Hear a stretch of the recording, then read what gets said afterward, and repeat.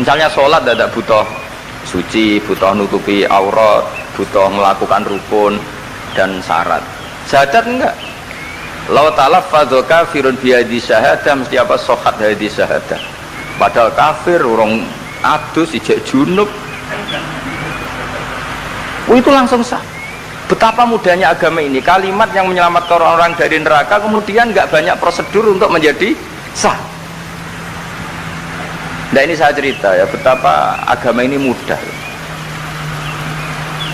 Ya kan, kalimat yang bisa menghilangkan kekafiran kemudian tidak banyak syarat. Coba kalau kamu mau sholat, syaratnya kan macam-macam. Mau zakat, syaratnya macam-macam. Tapi kalau mau bersahadat, orang kafir kalau bersahadat itu ada syaratnya enggak? Ya syahadat saja. Yaitu wal asr, demi waktu. Betapa Islam itu menghormati waktu. Momen paling penting tentu kenangan kita adalah baca apa? Syahadat. Sehingga setiap Nabi ditanya iman atau Islam, tadi kata Gus Zofur gak boleh dipisahkan ya.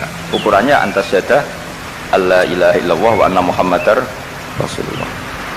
Ya saya teruskan ya.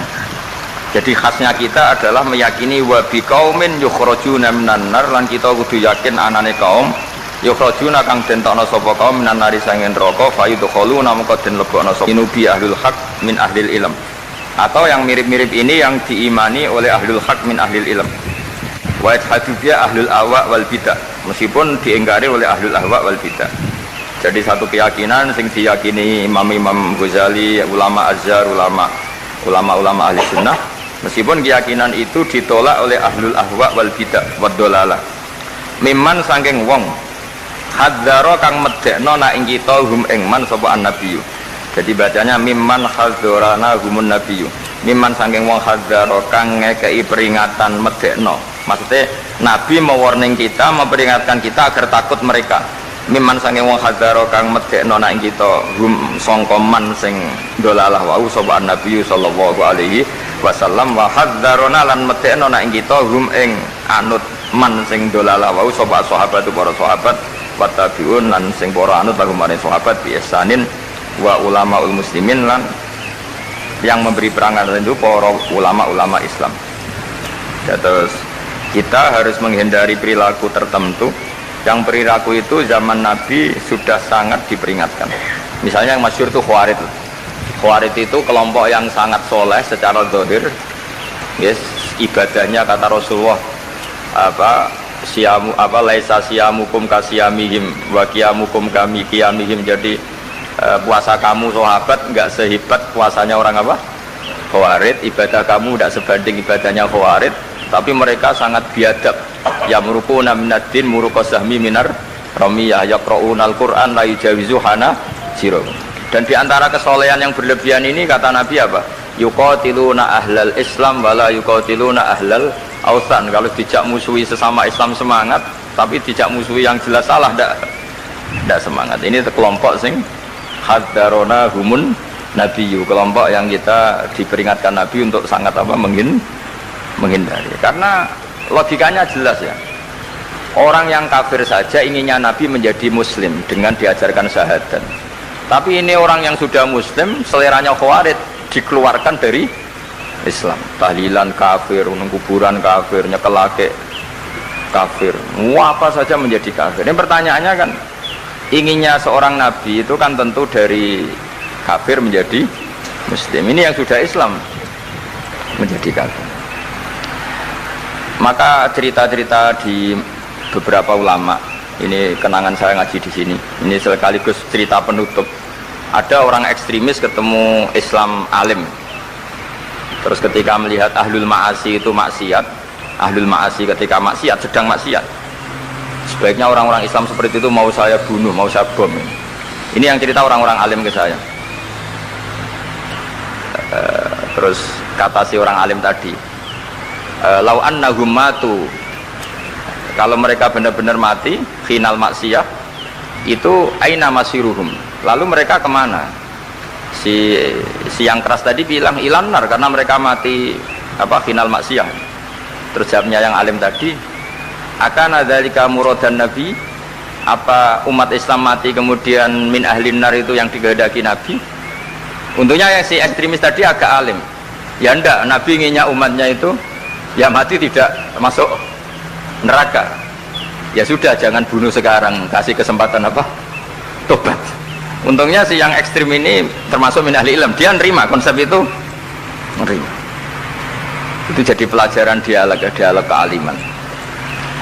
Dan kita menjadi moderat bukan karena liberal atau sekuler. Memang kita baca hadis-hadis misalnya inna wuha yabsutu yadahu billail yatuba musiun nahar wa yabsutu yadahu bin nahar yatuba musiul.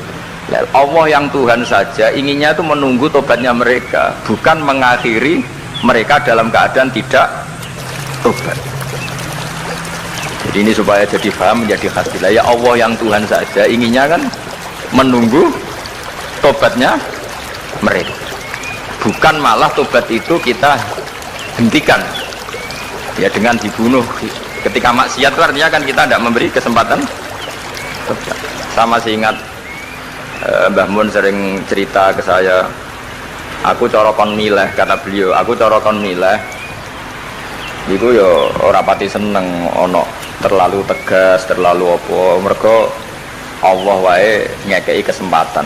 Ya tadi apa logikanya kan Allah saja misalnya normal kan ya cek pinter manjen kudune ngono neng dikon ora kagok kaya aku kudu diamuk, tapi Anda tidak siap kan dengan ilmu Anda Anda yang berilmu, Anda yang tidak siap, tak fair kan. Lah podo bojo-bojo kan dan kuwi arep lho teori wong lanang ini nak kere iku setia, nak ndek duit berulah. Bareng kowe wis duwe duit berulah itu kan sesuai teori Anda. Wani ana sing wani. Tak kei duit nang.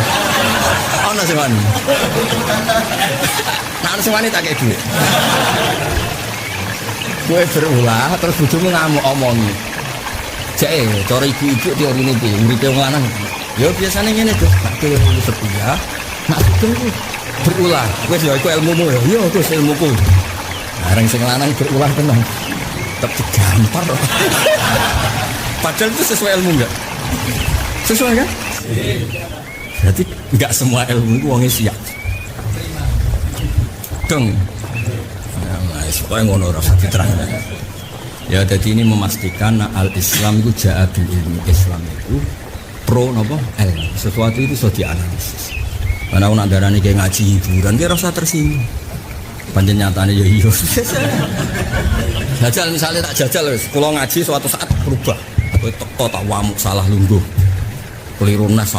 Saking enggak pernah ngajinya, ada orang takut mutah karena hamil pas sholat punya permen. Enggak tahu kalau itu membatalkan apa? Sholat. Jadi banyak cerita-cerita nyuwun sewu tanpa ingin tangkis merendahkan hafidz-hafidz kita hamalatul Quran hamilat ini ada masalah fiqhiyah keseharian. Kalau dulu itu tidak ada. Kunna nata'allamul Quran, kunna utinal iman qoblal Quran. Kita ini dikasih iman dulu baru dikasih Quran, sehingga iman kita mantap. Baru belajar Quran. Fana ta'allamuha asra ayat. Dulu kalau istilahkan Quran memang pakai dhamir muannas dan artinya ayat. Normal kan? Ya cek pinter, manjen kudune ngono. Neng dikon ora kagok kaya aku kudu diamuk. Tapi Anda tidak siap kan? Dengan ilmu Anda Anda yang berilmu, Anda yang tidak siap. Tak fair kan? Lah podo bojo-bojo kan dan kowe arep lho teori wong lanang ini nak kere iku setia, nak ndek duit berulah. Bareng kowe wis duwe duit berulah itu kan sesuai teori Anda. Wani ana sing wani. Tak kei duit nang. Ana sing wani. Nah ana sing wani tak kei duit. Kowe berulah terus bojomu ngamuk omongi. Jake cara ibu-ibu teori ini piye? Uripe wong lanang. Ya biasanya ngene tuh, nak kowe setia, nak sugeng berulah. Wis ya iku ilmumu ya. Iya Gus ilmuku. Bareng sing lanang berulah tenang. Tetap digampar. Padahal itu sesuai ilmu enggak? Sesuai kan? Berarti enggak semua ilmu itu wongnya siap. Dong. Nah, supaya ngono ora usah diterangkan. Ya jadi ini memastikan al-Islam itu ja'a bil ilmi. Islam itu pro napa? Sesuatu itu sudah dianalisis. Karena nak darane kayak ngaji hiburan dia rasa tersinggung. Panjen nyatane ya iya. Jajal misalnya tak jajal wis, kula ngaji suatu saat berubah. Kowe teko tak wamuk salah lungguh. Keliru nas. Saking enggak pernah ngajinya, ada orang takut mutah karena hamil pas sholat punya permen. Enggak tahu kalau itu membatalkan apa? Sholat. Jadi banyak cerita-cerita nyuwun sewu tanpa ingin tangkis merendahkan hafiz-hafizah kita hamalatul Quran hamilat ini ada masalah fiqhiyah keseharian. Kalau dulu itu tidak ada. Kunna nata'allamul Quran, kunna utinal iman qoblal Quran. Kita ini dikasih iman dulu baru dikasih Quran, sehingga iman kita mantap. Baru belajar Quran. Fana ta'allamuha asra ayat. Dulu kalau istilahkan Quran memang pakai dhamir muannas karena artinya ayat. Terus dan kita tidak beralih hatta nata'allama halalaha wa haramaha. Dan kita tidak beralih sebelum tahu halalnya mana, haramnya mana. Ini penting karena ada hal-hal yang sifatnya itu fatal kalau kita tidak ngerti. Misalnya tafsir, itu ada ayat wa min samaratin nakhili wal a'nabi tattakhiduna minhu sakaron. Ketika khamr belum diharamkan, itu masih Allah imtinan. Imtinan itu menyebut nikmat. Di antara nikmat itu disebut tattakhiduna minhu sakaron. Kamu itu kalau punya buah anggur bisa agak-agak ngefly, dan itu bisa melupakan problem Anda. Kemudian ketika perang, itu orang Islam itu sadar, yang orang kafir itu agak sakau, agak sakaron. Kalah dia pede, yang orang Islam gak pede karena sadar. Akhirnya masih ada jawaban kul fihi ma itsmun kabir wa manafi'u linnas, masuk terus kendel. Akhirnya ya sama-sama agak ngefly, sebagian ya, tidak semuanya. Sehingga haramnya khamr itu sampai 3 kali periode. Nah, pernah haram hanya kalau mendekati sholat, la taqrabus sholat wa antum sukaro. Tapi kalau mau sholat duhur ya nyakonya itu jam 7, jangan setengah 12, nanti masih kuliah ibal kafirun a'budu ma ta'budun wa antum abidu nama. Karena peristiwa itu baru terakhir diharamkan tanpa catatan. Nah, hal-hal seperti ini misalnya saya ini Mbah Mus sering ngendikan, Pak Kures juga sering ngendikan, saya tidak percaya terjemah, kata Mbah Mus. Ya karena kalau terjemah itu berdiri sendiri, ada ayatun mansukhoh atau ahkamun sing mansukhoh atau hukmun sing mansuh. Kebetulan anak ini belajar yang mansuh, dia tidak ngerti nasihnya, yaitu terus dipegang, katanya memegang Al-Quran. Padahal hukum itu sudah diganti sama Allah Ta'ala, disebut nasa mansuh. Jika dulu kalau Sayyidina Ali ngecek beberapa masjid, ada guru atau ustadz, kamu pengajar Quran, iya. Apakah kamu ngerti nasa mansuh? Enggak. Jawabnya Sayyidina Ali, halakta wa ahlakta, kamu sendiri rusak dan kamu merusak orang lain. Nah, ketika di Kerapia itu ada Mbah Ali Maksum, Mbah Maimun itu sering cerita ke saya, dhisik iku hak Mbah Munawir saking kepingine santri Quran yang ngaji kitab. Iku kalau ada santri Lirboyo atau santri mana mulang muin itu Mbah Munawir ikut sebagai percontohan ben santri-santri itu seneng ngaji fikih. Terus kata Mbah Mun, saking kesemseme Mbah Munawir iku ambek wong alim, delalah besanan wong alim. Dulu Mbah Zaini pernah angsal keluarga Lirboyo, sehingga beliau punya zuriyah teng Lirboyo. Terus besanan kalian Mbah Maksum, Nyai Hasyim angsal Bali Maksum, sehingga terus di Krapia itu banyak orang-orang alim. Tapi terus Mbah Mun cerita, kabeh ono regane, Bali Maksum terus populer sebagai alim alama, sehingga yang ke Krapia itu ya ora pati niat tahfidz, niate ngaji kitab. Singkat cerita di era itu ada Ki Abdul Qadir, tapi pondok Krapia Bali Maksum terlalu populer sehingga terkenal ngaji sorof Bandungan.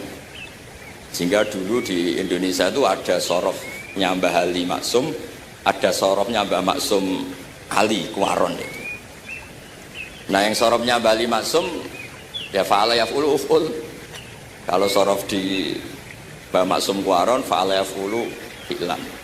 Yang satu ngikuti fi'il itu ya harus jejer fi'il, yang satu ngikuti jurumiyah. Kalau yang dikatakan master itu sing yaji'u salisan, yang datang ketiga dalam tasrifnya fi'il. Sebab itu terus tradisi sorof tadi yang dalam apa itu latihan munakosah tadi diteskan anak-anak itu memang penting, karena kalau kita nanti belajar sab'ah, sorof itu segala-galanya. Misalnya qiraatun Nafi' itu bacanya fala yuhzinka qauluhum. Karena beliau berkesimpulan kalau khazanah yahzunu husnan itu susah, bukan menyusahkan. Yang makna menyusahkan itu af'ala yuf'ilu ifalan, sehingga kiro asapa ya antara fala yahzunka qauluhum sama fala yahzunka qauluhum. Tapi Imam Asim cara berpikir secara riwayat, tentu kiroah itu sunnatun mutabah. Banyak lafaz yang sudah seperti itu sudah mutaaddi, kayak kota layak tulu kotlan itu kota lagi, bukan akta lagi. Jika beliau menganggap khazanah yahzunu sudah mutaaddi binafsi, jadi nggak perlu dibaca fala yahzunka qauluhum, cukup dibaca fala yahzunka qauluhum. Dan saya berkali-kali matur teman-teman yang mengkaji Quran, kafa ayak fu'ukufan itu bacaannya Imam Nafi', karena memang yang maknanya mukafa'ah itu mah muslam. Tapi orang Quraisy itu nggak suka hamzah, jika ditakhfif menjadi kafa ayak fa'ukufuan, meskipun mereka tahu kalau itu mah muslam. Nah, Imam Asim di beberapa bentuk fi'il itu masih memahmuskan, misalnya Allahu yastahzi'u bihim, di isim fa'il juga mustahzi'un. Tapi kalau masdar beliau bacanya huzuan, kufuan. Padahal di fiilnya bukan nabiun, tapi nabi ibadi anni anal ghafurur. Tapi di nabiun jadi nabiun, harusnya kan nabiun. Fa innan nabiyya man naba anillah. Dikatakan nabi itu orang yang menceritakan ketentuan Allah. Harusnya nabiun. Jika qiraatun Nafi' ya tetap wan nabiin, ya ayyuhan nabiu. Nah, berkahnya Mbah Munawir orang terus menjadi tahu qiraah asal. Dan berkahnya Mbah Ali kemudian orang tahu duduk perkaranya. Kalau nabiun dari nabiun bimakna man akhbaro anillah. Dan terus berkahnya wow, kalau saya boleh GR berkah Gus Gofur kula berkah ngeten-ngeten iki duka Kiai Peres napa Kiai Media iku boten rep. Berkah itu terus kula ngomong terus. Saya tidak khawatir salah, bukan karena saya maksum dah. Wong Islam pun pinter. Nak bener minallah, nak salah kok Gus Bah. Jadi kula niku madlum. Jadi penak wong Islam niku penak. Kula niku sering tahajud nak ndonga ya Allah, kula niku pede mawon rangno Quran. Mergo tiyang Islam pun sae. Nak bener jare jenengan, nak salah kula. Lah nak kula sing salah nggih sederhana mawon, kula abdun, kula kawula, kula nak ndonga nggih Rabbana dzalamna anfusana. Sebelum disalahkan orang juga saya sudah merasa salah. Wa akharuna atarafu bi dzunubihim khalatu amalan sholihan wa akharuna wa sayyi'an. Man kula suwun kangkang mbak-mbak sing khatam Quran pede mawon bahwa yang anda lakukan menghafal Quran itu sudah benar, meskipun anda tidak sempurna, misalnya anda tidak faham, anda tidak bisa melakukan khifdu kalil Quran wa al khifdullah. Kamu menghafalkan Quran itu sudah menjaga lafaz-lafaz Quran, sehingga lafaz Quran tetap mutawatir, lafaz Quran tetap ma'ruf, tetap masyhur, sehingga ketika ada yang memasukkan Quran konangan. Tapi kalau yang hafid sedikit lam yablugh adadat tawatur, takutnya kalau ada yang menyalah, ada yang apa itu tidak diketahui. Di barokahnya hamalatul Quran sing aksar wa aksar itu kita terjaga. Nah, itu yang dimaksud Mbah Mus, Quran itu harus jadi budaya. Ning desa itu wong ra salat lah. Dengar ada warung ayamnya tiren nggak disembelih itu tidak mau makan. Haram, padahal dia ra salat. Ra salat itu lebih dari haram. Tapi itu nggak mau makan ayam tiren. Nggak salat disuruh makan babi ya nggak mau, haram. Sampai tadi yang nyolong saja milih wedhus, bukan melken babi, karena babi itu haram. Dan saya pernah digojlok sama wartawan, Pak Bahak, wah fikih Indonesia itu hebat, sampai maling saja masih pakai fikih gitu. Jadi kalau nyolong itu milih yang halal, bukan yang haram.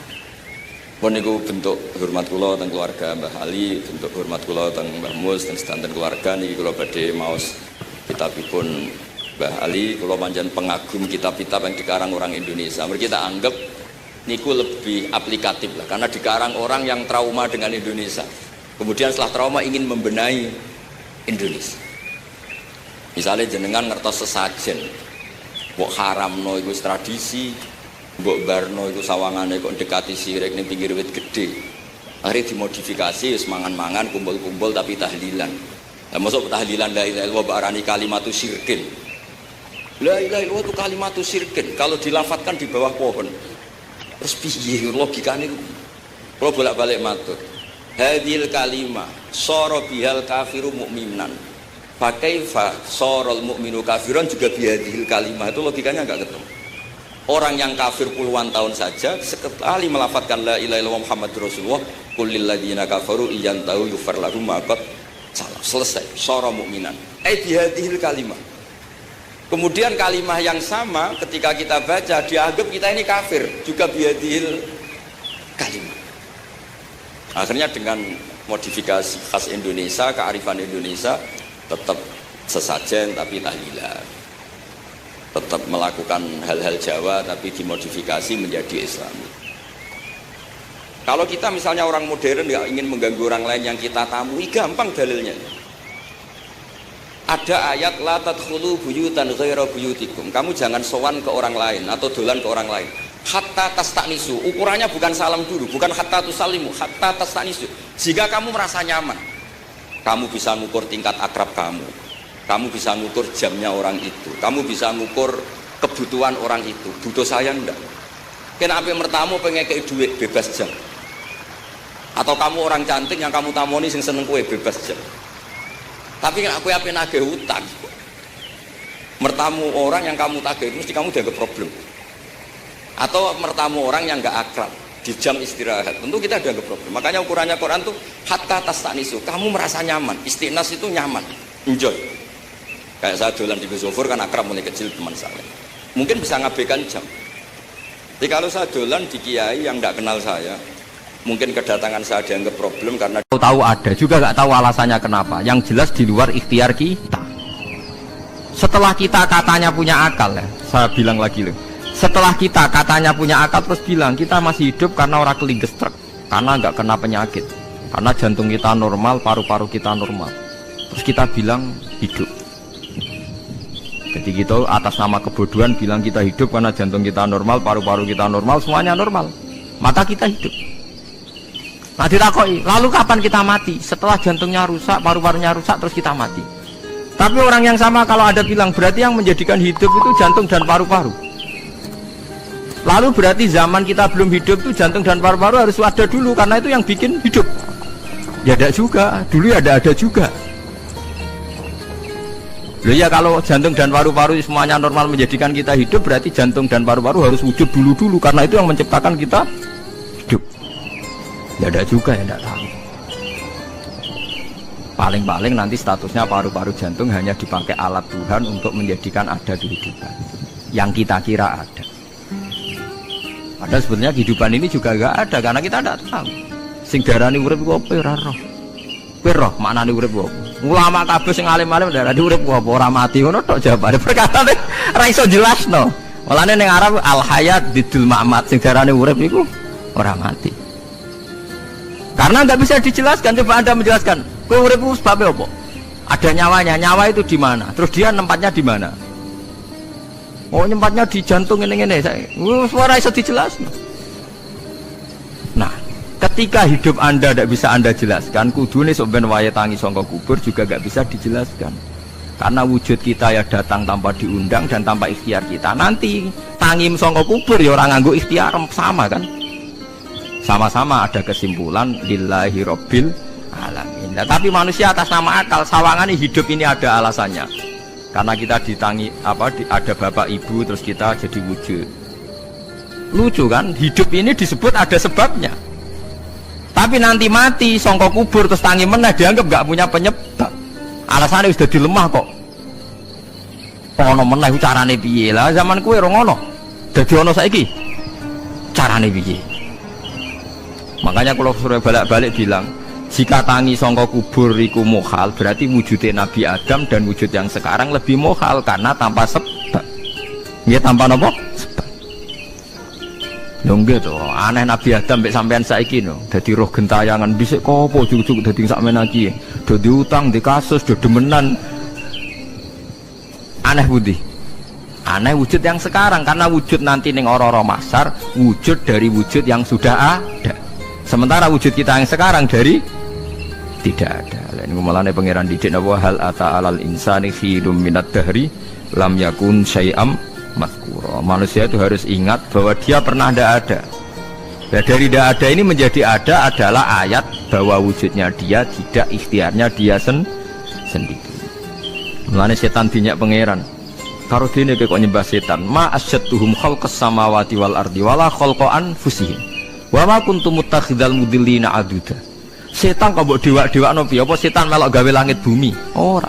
Apa setan gawe awake dhewe? Ora. Umpama setan gawe awake dhewe mesti dekne milah berpenampilan ganteng, gerduwe wae elek kabeh, wewe ge elek kabeh. Umpama dekne gawe awake dhewe milih dadi napa? Ganteng. Mulane tiyang sing pun wusul nak roh setan mlebu neraka. Wah, berarti setan ra hebat, mletene ngono jebule milih nggon neraka. Kudune nak hebat kan milih nggon apa? Swarga. Lho niku mun kersane pangeran nek setan dakok neraka, nak wong apik dakok swarga. Lah iya trimo diatur kok botol ngono ae kan. Artinya jika Anda bilang wis kersane pangeran setan dakok neraka, berarti setan mau koyok botol, koyok watu sing ditata sing duwe. Berarti setan ndak siapa? Siapa. Sama dengan kita ndak siapa? Siapa alam yakun sayam. Lah nek ora ngerti siapa-siapa terus usul inna sholati wa nusuki wa mahyaya wa mamati lillahi rabbil alamin. Jadi urip kula mati kula sedanten ikhtiar kula namung kagungane napa jenengan. La syarikalah pun mboten enten tiyang sing sinten mawon mboten enten sing ngatur niku. Terus wa bidzalika umirtu wa ana napa minal muslimin, dan dengan keyakinan niki kita diperintah. Jadi donga iftitah senajan to mboten wajib tapi itu filosofi dalam hidup. Kersane jenengan napa nggih delok dunya pun bar. Urip ya kersane pangeran ya mati kersane pangeran. Mula kadang nggih mikir aku nek mati bar mati jebule gak kiamat-kiamat tak kesuwen cah ngenteni atusan napa tahun misalnya. Anda tidak usah khawatir begitu. Zaman Nabi Adam nganti bapak amak wis saiki 7.000 tahun. Kok ora protes mbek pangeran? Terlambat Gusti saya menyaksikan dunia karena 7.000 tahun yang lalu. Nggih saniki kan pun tahun pinten to? 7.000. Umur dunia saniki pun pinten? SM itu kalau menurut penanggalan agama itu 5.000 tahun. Sebelum Masehi dihitung Nabi Adam itu, pokoknya dihitung langit bumi ini 5.000 tahun. Dan saat ini tahun 2000 sekitar 7.000 tahun. Padahal wonten sing ramal umur dunia mau pinten? 7.000 tahun. Jadi enak sing mun diutang-utang mun beres nih mun bar nih mun dianggap bar nih mun muntah ini jari ini dieling-eling nggih kula suwun senajan to ilmu niki mun lazim diyakini tiang Islam tapi sampean ulang-ulang kados srengenge misalnya kula nek delok srengenge niku eling berarti urip ning swarga selawase-lawas iku mungkin karena Allah bisa menciptakan benda yang begitu panas tapi punya daya tahan ratusan tahun. Kemudian nak cara discovery ya nak ngitung malah jutaan tahun yang lalu malah bawa hitungan kontiwa dari dinosaurus 400 juta tahun. Padahal agama nanggali bumi namung pinten 5.000 tahun sebelum nopo Masehi. Tapi nak cara ngomong ilmuwan jutaan nopo sing ngitung ya sopo terus apaan terus. Nggak begini saja kalau sampai melihat matahari misalnya. Matahari itu kan bahannya panas sekali. Ternyata Allah bisa mengelola matahari seawet itu ribuan tahun. Apalagi ngelola kita. Kita ini untuk abadi lebih gampang. Karena bahannya ada panas, nggak gampang rusak. Terus gampang direproduksi, maksudnya gampang digantikan. Maksudnya kan di masa lo kan kena. Kayak Rohin udah anak keriting akeh kok putune kan gampang. Lho kalau mikir mau gampang ya, misalnya buaya gitu masyhur dianggap hewan purba yang terlama. Manusa ilang wis ketok angel. Misalnya kayak boyo mati ana anake meneh, anake ana anake. Nabi Adam kan ngoten. Wong sitok di ketahanan sampai saiki. Gonta-ganti wong. Artinya berarti ada gen Adam yang abadi sampai sekarang kan karena setiap manusia sekarang berarti ada gennya Adam. Artinya Allah memberi contoh betapa Allah bisa ngatur supaya fisik manusia gen ini abadi. Buktinya Adam nganti saiki kan masih kan? Lho nggih to, pasti di antara jasad kita kan ada unsur Adam. Lah ya Allah gawe sura, apa meneh kowe sampeyan ning swarga ning neraka, Allah tetap punya cara untuk bikin abadi. Mbok piye carane? Tapi melihat Nabi Adam nganti tok sampeyan kan ana bukti Allah duwe cara ngabadekno unsur Adam. Karena tidak mungkin kan dalam diri kita sekarang nggak ada unsur sinten? Adam. Sama ndak oleh bantah. Tapi Adam itu ambak kan pun kapundhut. Tetapi Adam yang sekarang sampai saiki. Tapi ora roh sampean sing turunane Qabil apa sing. Ora roh soalé cek ngono ae. Wong jarene cerita. Qabil iku lahire ning swarga. Dirabekno mbek Labuda sing lahire ning bumi. Labuda ku elek gembrot. Habil lahire ning bumi, rapati ganteng, dirabekno Iklima sing wayu. Lahiran swarga. Rek Qabil gak trimo, wong aku cah ganteng kok dientukno cah elek. Mane saiki nek ana cah ganteng dientukno cah elek ra trimo ya koyo Qabil. Nah tapi enggak pikirane Nabi Adam ya ora rono ben silang ben sedengan. Mergo nek elek entuk elek kan malah musibah kan. Saiki anake ra melok dosa tapi eleke double. Misale kriting untuk kriting, elek untuk elek, fakir untuk fakir kan ya memperparah to. Cara kula jan haram. Elek untuk elek rabi cara kula haram. Saiki anake kan ora apa-apa ujug-ujug elek banget lho, ora terima elek napa? Elek napa? Banget. Jadi cerita kan ngoten, walhasil akhirnya tukaran, mergo Qabil gak terima. Pas tukaran dipisah Nabi Adam. Angger sing takor rupe sukses berarti ikhtiare bener. Ya mau Habil nyembelih wedhus, sing Qabil seneng buah-buah. Mulane seneng buah-buah niku rada masalah, dianggap simbole wong-wong sing seneng mapan. Mulane kene omah ora usah di buah-buahan akeh-akeh, cukup gedang siton, sesuk katesne siton, ora usah semua buah-buahan wonten. Iku dhisik kurbane sinten? Qabil. Tapi sing melarat teman-teman yo keliru, dhisik Habil saleh iku omahe cek penuh daging, paham ya? Perkarane kurbane cek wedhus. Ora pitik, mergo bedigasan pitik lho. Jadi ada sebuah toriko sing ngaramno anak buahe mangan pitik. Perkarane wong ku pakwane kaya sing dipangan. Ya repot aku tadi. Ya repot aku terus repot. Berarti nek sering mangan welut tak bulet. Ngene berlebihan. Toriko niku napa? Berlebihan wis biasa mawon. Kulo nggih mboten fanatik gitu biasa. Tapi kalian kulo rasa seneng mangan, jadi kan unsur hewani saya kan ndak banyak. Kulo rapati seneng nopo mangan. Walhasil akhirnya Qabil korbannya gak diterima, Habil diterima. Semenjak itu juga akhirnya walhasil Qabil mateni Habil. Jadi makanya konflik wedoan, konflik tertua, mental membunuh ya mental tertua. Pertama peradaban manusia itu dibangun rebutan wong wedok dan saling membunuh. Enak orang tukaran kira usah gawa, itu tradisi terlama. Nggih, tradisi terlama manusia. Mesir kok bentrok padha Islame, Irak, Syria kok bentrok itu tradisi terlama. Demi wedokan diruwangi tukaran, tradisi terlama. Biasa, jadi biasa mawon urip napa? Biasa. Kabeh kejadian yang tadi gini, wa inna sholati wa nusuki wa mahyaya wa mamati lillahi rabbil alamin. Macam-macam ya nanti yang tasawuf ngartekno kabeh ku kersane Allah. Nanti yang fikih ngartekno semua ibadah kita diikhlasno ora golek imbalan, namung kabeh dipersembahkan kangge Allah. Cuma teori fikih ini ada kelemahannya, kesannya Allah itu butuh kita kasih. Padahal kita bisa sholat yang nganggo hidayate pangeran, iso zakat yang nganggo donyane pangeran. Kok kowe ngrasa zakat itu donyane sapa? Ada sing bener gitu teori tasawuf, kita iso sedekah ya kersane pangeran. Sing kita sedekahno nggih donyane pangeran. Berarti lillahi. Nah, jadi lillahi ta'ala artinya nak cara tasawuf itu bahwa semua kebaikan kita ini karena Allah, karena hidayat Allah. Nah, cara fikih mboten, kesannya kita yang berbuat lalu kita ikhlaskan Allah. Tapi pertanyaannya kan kita bisa berbuat tuh pakai fasilitas apa? Hidayahnya Allah juga kan. Nah, makanya ilmu tertinggi dianggap tasawuf, karena tasawuf ini yang benar-benar lillahi rabbil alamin. Tapi fikih juga baik karena uang kan seneng GR tuh, nak muni aku alhamdulillah berzakat. Muni aku alhamdulillah berzakat itu kan ya ora jelas. Muni aku ngrasa dekne pelakune, muni alhamdulillah kersane Allah itu ya bahasa paling gak jelas. Tapi apa yang mending ngono, aku alhamdulillah bersolat. Ya pamer nak aku bersolat, tapi yo ngakoni nak kabeh kersane Allah. Lah nak kersane Allah sing dipamer apane kan ya ora jelas ya. Ya tapi itu apik lah. Mending aku alhamdulillah bersolat itu ya bahasa agak jelas. Ya gak jelas juga bahasa itu. Yes, ben. Paham ya lengi-lengi terus salat niku ini yang keempat kalau ceritani hikayatus sholatil khosyin.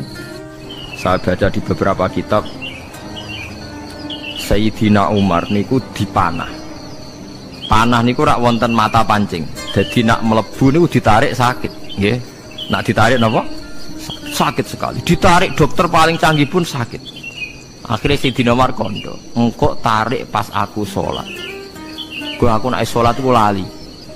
Tenang, pas beliau sholat ditarik uga ubah blas. Ditakok iku jenengan ora krasa blas ora. Mosok aku ning ngarepe pangeran, eling pangeran krasa lara kan dadi aneh.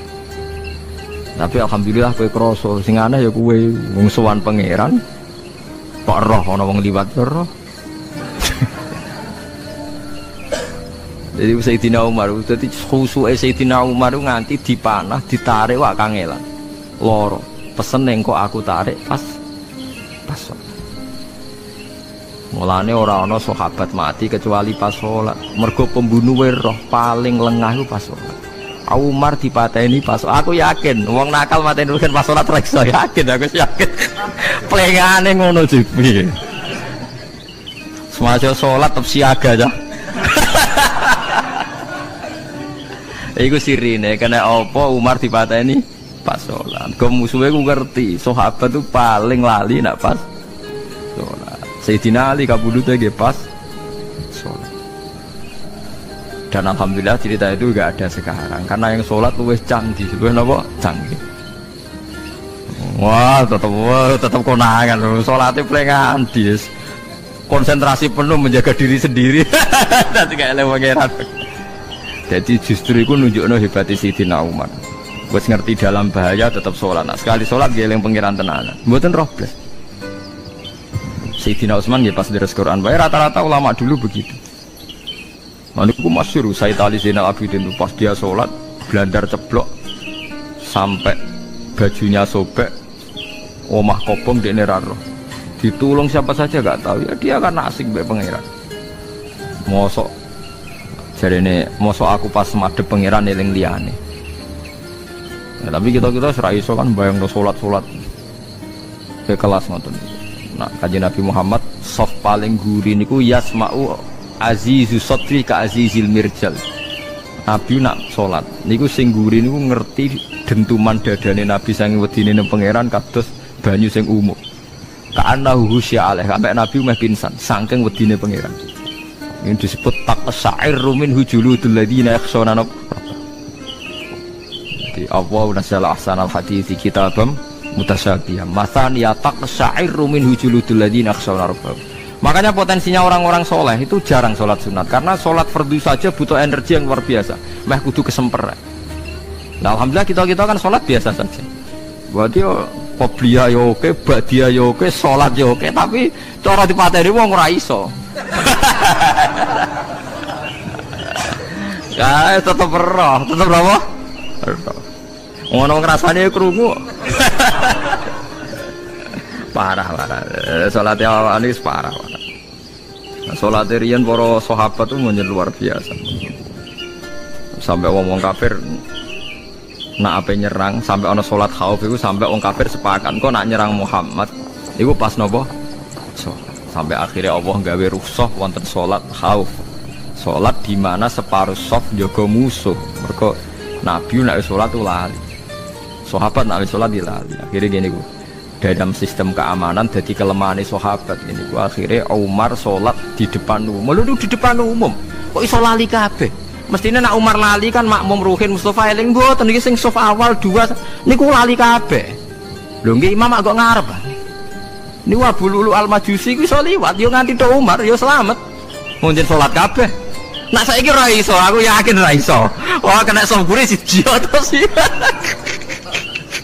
Nyak masjid sama jua tau sih sholat omong ya tenang sih. Lah gue sanggup baru kayak pangeran, alhamdulillah.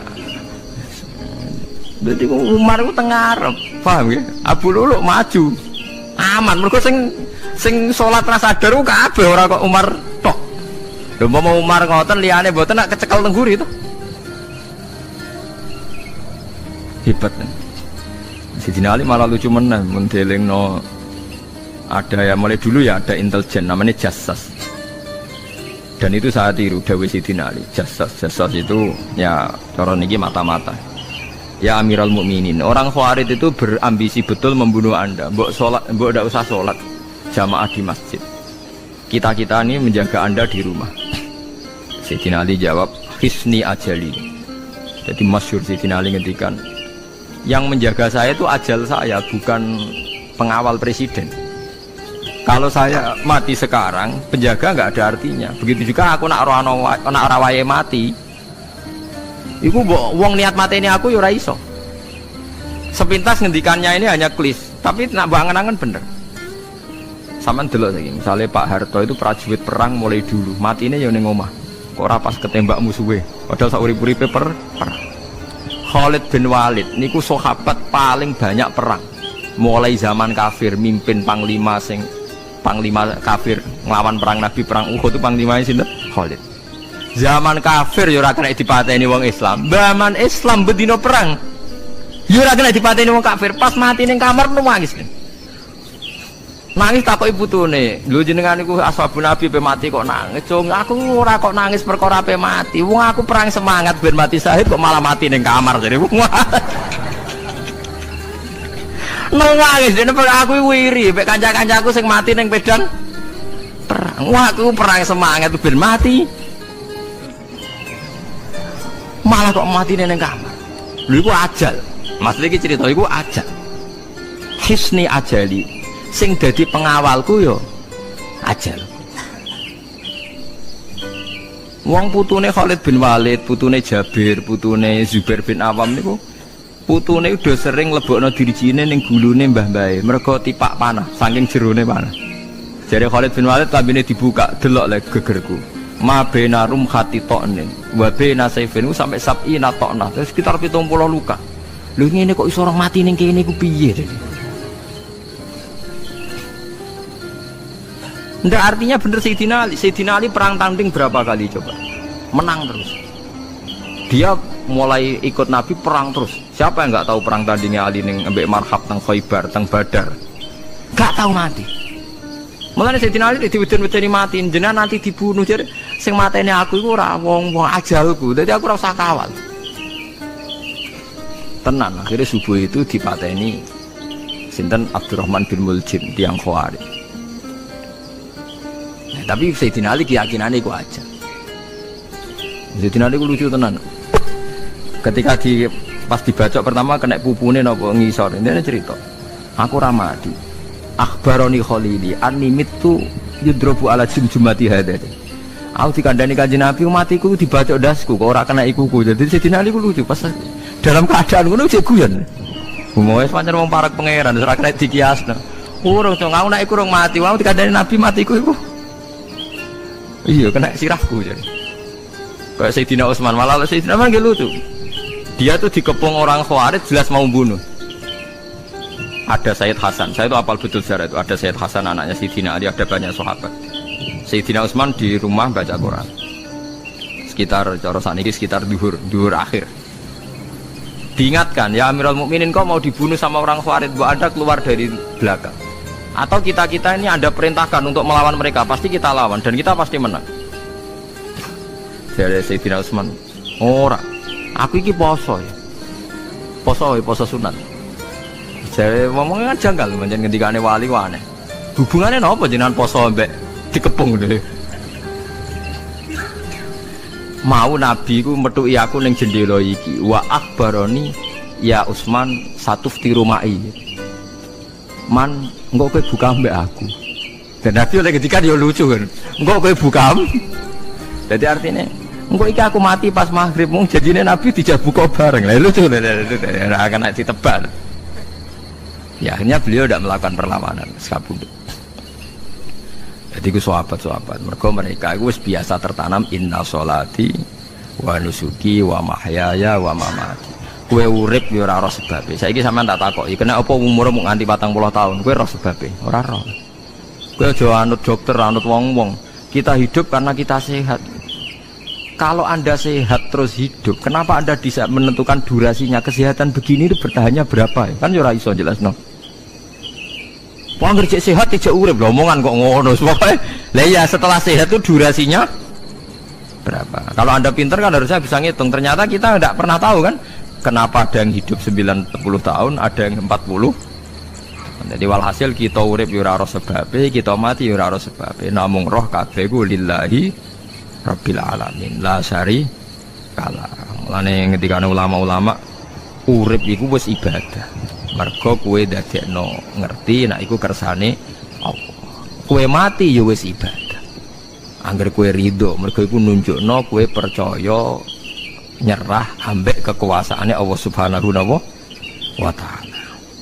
Tapi nek urip pemprotes mbek Allah, matimu protes, kowe termasuk wong sing dihitabi Allah, kowe aja mengerakno aku, aja manggon langit bumiku. Malam yardo bi qadai walam yasbir ala balai falyatub robban siwai wal yakhruj min tahti ardi wasamai. Jadi wong sing ora setuju keputusanku ngendikane pangeran, aja nganggep aku pangeran, aja manggon bumiku, aja manggon langitku. Lara gawe manggon ndi.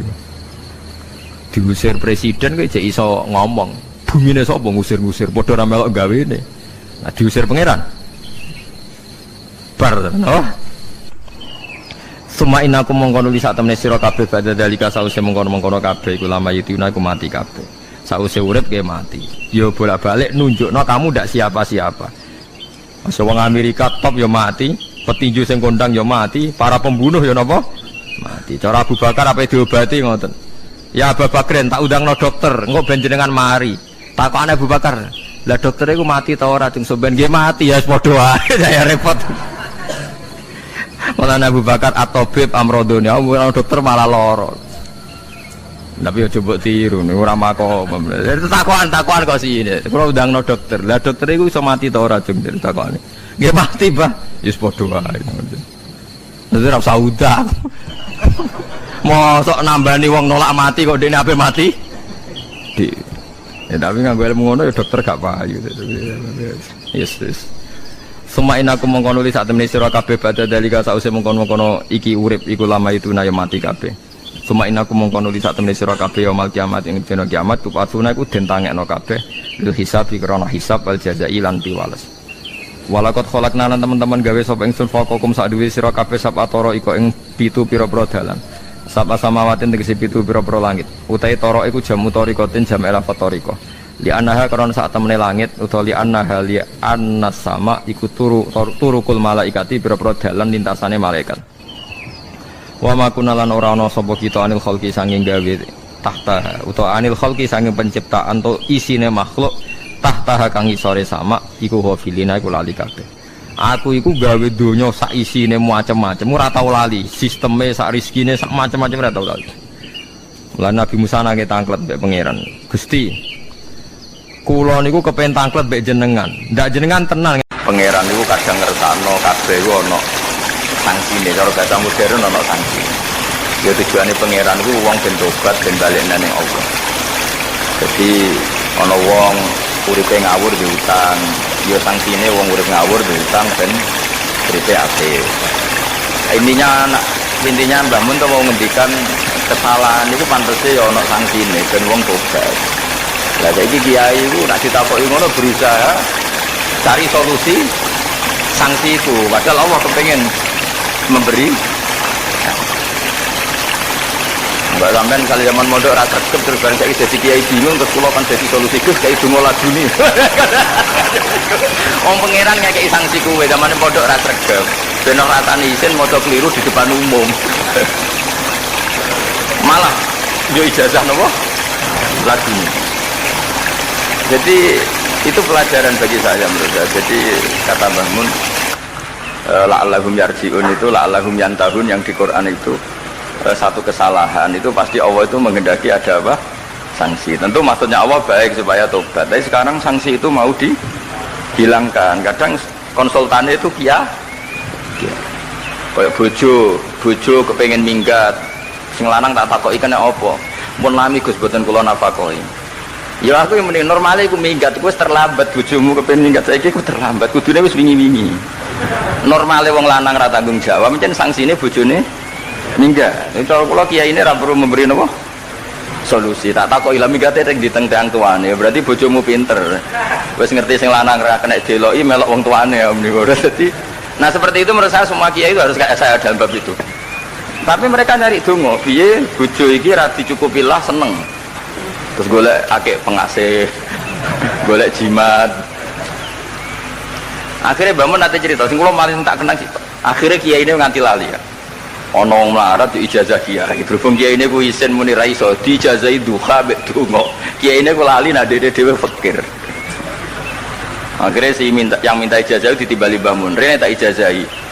Kowe yo ijazah duha mek sapa kiai iki. Lha kiai ku dhewe fakir kok jalu ijazah. Jadi ijazah ya aku sing wis sukses dadi kiai sugih. Artinya apa? Benar ceritanya Gus Zofur, gara-gara setiap pertanyaan itu memaksakan bisa jawab. Wis koyo kok ning pondok lho, wis karuan dene dhewe Joko tuwa. Lho kok ngekek ijazah mahabbah. Pondok kan ijazah tuwa. Itu di pondok mana-mana Gus itu ada ijazah laduni. Padahal sing ijazah iku ya tau ra munggah. Sekolahnya ora tau munggah. Ngono dicalon ijazah laduni yo. Coba di pondok-pondok beredar gak ijazah ketemu Nabi Khidir? Beredar. Padahal yang ijazah juga gak pernah. Nah itu karena yang diceritakan Gus tadi memaksakan bisa. Terus karuan dekne dhewe ra iso ya santai wae. Nah aku pengen ngipi ketemu Rasulullah itu beredar gak ijazah itu? Mungkin Pak Del kan yang pernah mengijazahkan itu. Tapi ya ora tahu. Sampeyan tahu ijazah niku Pak Zakaria? Oh, jadi apa? Bisa saya terus ya. Karena jubir torekohnya. Jadi intinya kalau tidak bisa ya bilang saja tidak bisa. Sampai apa jangan kita lupa tadi ya, sampai lupa daratan tadi. Karena problem negara kita termasuk itu. Semua intelektual, semua pakar kalau ditanya semuanya jawab. Akhirnya kan gaduh. Semuanya punya rumus, semuanya punya versi. Akhirnya gaduh.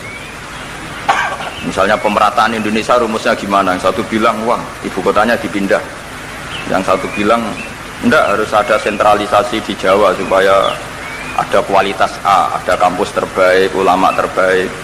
Kalau diratakan nanti kemampuannya rata itu justru enggak bagus. Yang ketiga enggak wah kualitas demokrasinya dijaga, yang satu enggak demokrasi tanpa ekonomi enggak bisa. Sehari santri ya sedunia rasa pikir besok mati ben.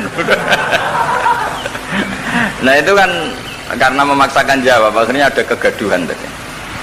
Semuanya paling benak itu soalnya takoi semuanya wawahu alam senajan tos yang takok muni wis suwe bah. Gak masalah itu penting. Saya teruskan. Wa amal imanu fawajibun ala kulli muslimin ayyumina billahi azza wa jalla wa bi jami'i malaikati wa bi jami'i kutubihi allati rupane kutub anzalha wa ala rusuli wa bi jami'i anbiya'i wa bil mauti wa bil ba'si min ba'dil mauti wa bil jannati wan nar. Wa bimalan kelan perkara jaat biya balasaru pira-pira hadis utawa pira-pira riwayat bi ahaditsa ing dalem pira-pira hadis ukhra kang liya-liya. Mislu ayyumina bisirat lawan timbangan wal lawan rat apa wat. Nah kiye ngono maknane wat jembatan wal mizan wal khaut wasafaah wa bi azabil qabri.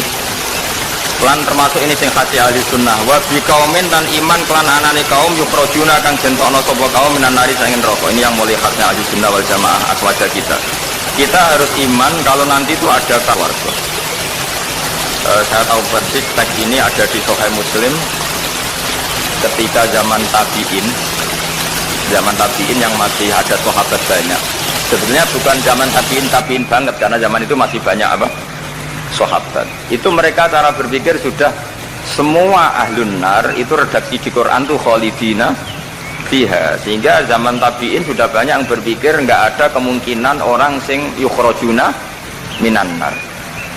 Sehingga terus ada kafilah itu ada delegasi, ayo kita ke Madinah, semoga kita ketemu sebagian ashabu Rasulillah. Sehingga cerita akhirnya ketemu beberapa sahabat. Di situ diceritakan ada Jabir, ada beberapa lah yang sahabat sepuh bahkan. Nah terus si Jabir ini, sahabat Jabir ini cerita kalau itu memang ada di syafaati Rasulullah Shallallahu Alaihi Wasallam. Tapi satu kontingen ini yang tetap berpikiran tidak ada syafaat itu banyak. Alasannya semua cerita tentang ahlun nar adalah khalidina fiha. Ketika Jabir masih hidup itu ya sempat terjadi debat. Loh itu yang khalidina fiha itu amma ahlun nar alladzina hum ahluha. Memang dia berhabitat neraka, memang alamatnya neraka. Kalau orang mukmin atau orang muslim itu tidak punya alamat neraka, cuma dia singgah. Ini cari pengalaman apa tidak tahu, pokoknya dia itu singgah. Nah, Nah itu kan sehingga ini menjadi khas.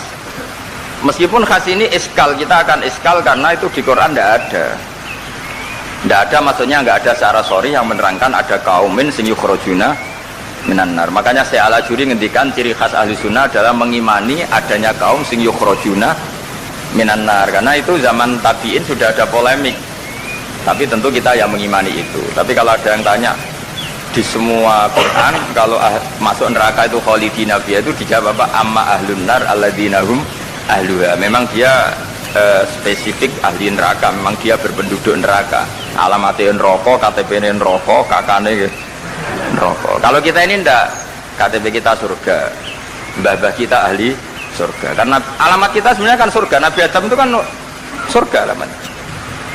Makanya saya ngaji di mana-mana itu betapa baiknya agama ini, karena kunci surga kita sudah dikasih tahu miftahul jannah, sementara kita tidak tahu kuncinya neraka. Jadi kena mlebu neraka itu kebangetan, mau ngeraro kuncinya kok mlebu. Tapi jari kancaku, wah kalau pintu deh Gus, langsung blusek. Ini problemnya itu. Tapi nak sama mlebu neraka itu kebangetan. Karena yang kita punya kuncinya itu surga, kita tidak punya kunci neraka. Ono sing dikunci neraka, betul toh? Nah harusnya kita nggak bisa masuk neraka karena nggak punya kuncinya. Jadi kalau nak maca hadis miftahul jannah la ilaha illallah itu syukur kalau cek apike Kanjeng Nabi, wong kunci kok didudono. Itu kan luar biasa. Jadi orang memahami hadis itu. Saya ini tahadus bi nikmah, ini wong ada Gus Zofur, ini saya tasihkan. Wal asri demi masa, demi waktu. Saya ketika baca ayat yuridu wa bikumul yusra wala yuridu bikumul usra, dengan ayat wal asri demi waktu, itu memang luar biasa Islam itu. Coba ya, kita baca kalimat tauhid itu kan hanya butuh waktu setengah menit, mungkin tidak ada la ilaha illallah Muhammadur Rasulullah. Waktu yang sesikat itu bisa menghapus kekafiran di masa lalu. Jadi misalnya orang kafir 70 tahun itu terhapus kekafirannya hanya dengan singkat melafadzkan la ilaha illallah Muhammadur Rasulullah. Dan waktu pas dia melafadzkan syahadat ini momen paling dikenang ketika nanti di akhirat. Wal asr, demi waktu. Jadi artinya apa?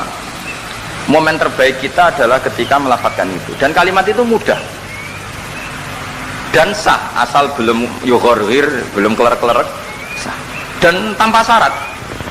Misalnya sholat tidak butuh suci, butuh nutupi aurat, butuh melakukan rukun dan syarat. Syahadat enggak. Lau talaffadhu kafirun bihadhi syahadah, mesti apa? Sohat hadhi syahadah. Padahal kafir, orang adus, ijek junub,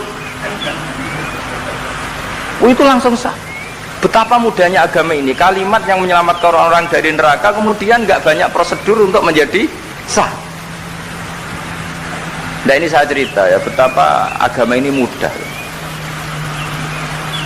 Ya kan, kalimat yang bisa menghilangkan kekafiran, kemudian tidak banyak syarat. Coba kalau kamu mau sholat, syaratnya kan macam-macam.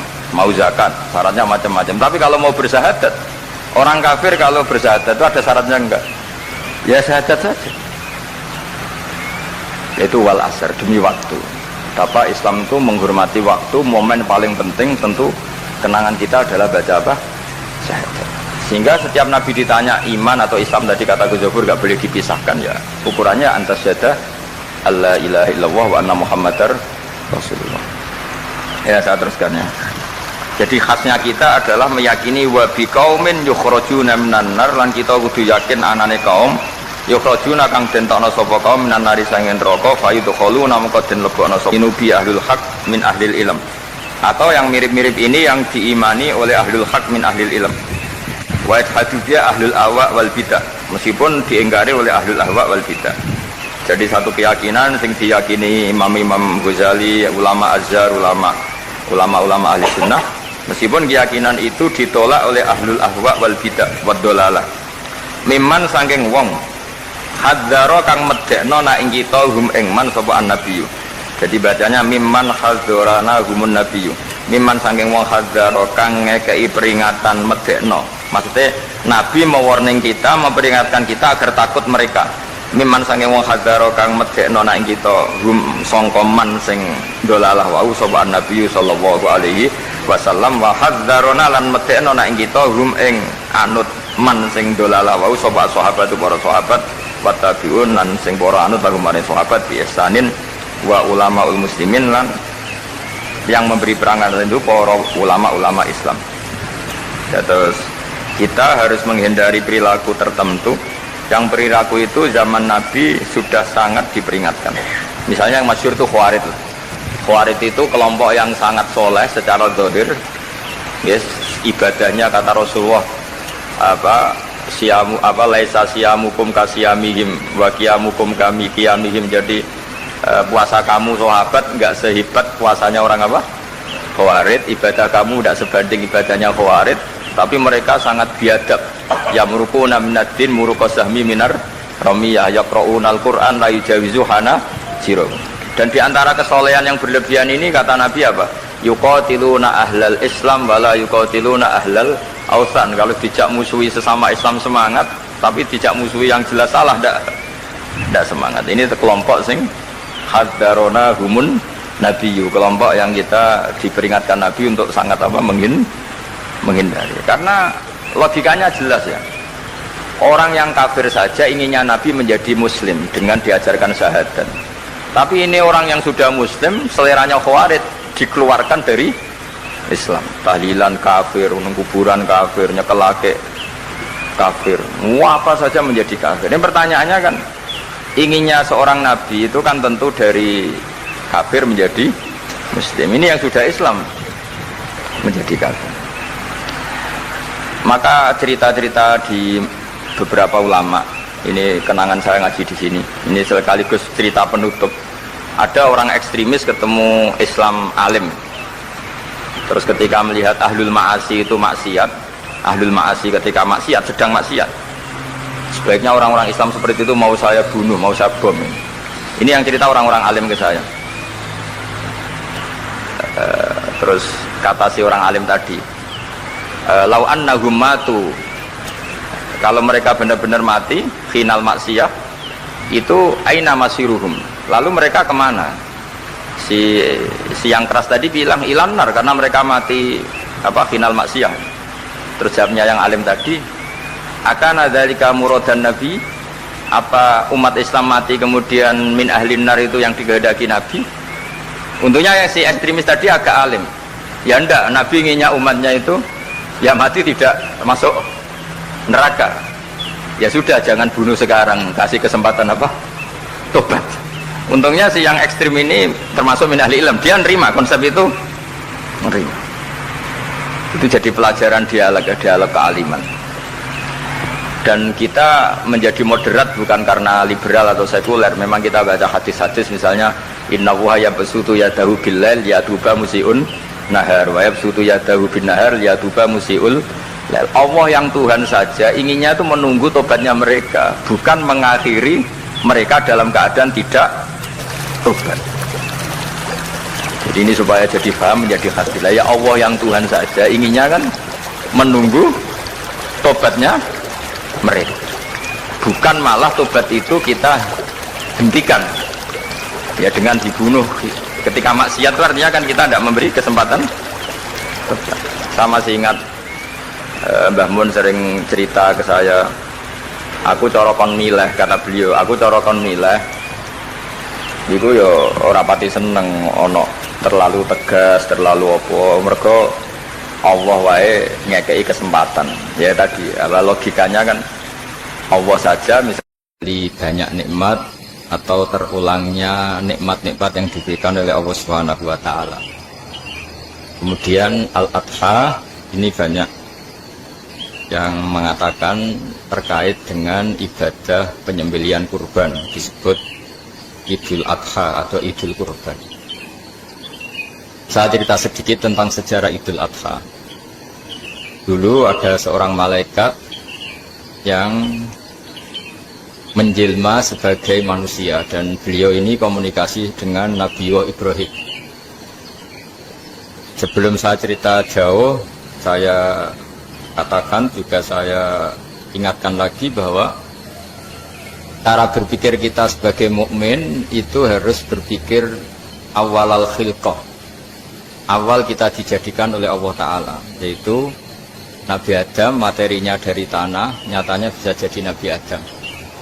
Kita dari sperma, nyatanya bisa jadi manusia dengan konstruksi yang sempurna. Dengan cara seperti ini nanti bayangkan kekuasaan Allah yang tidak terbatas menjadi mudah.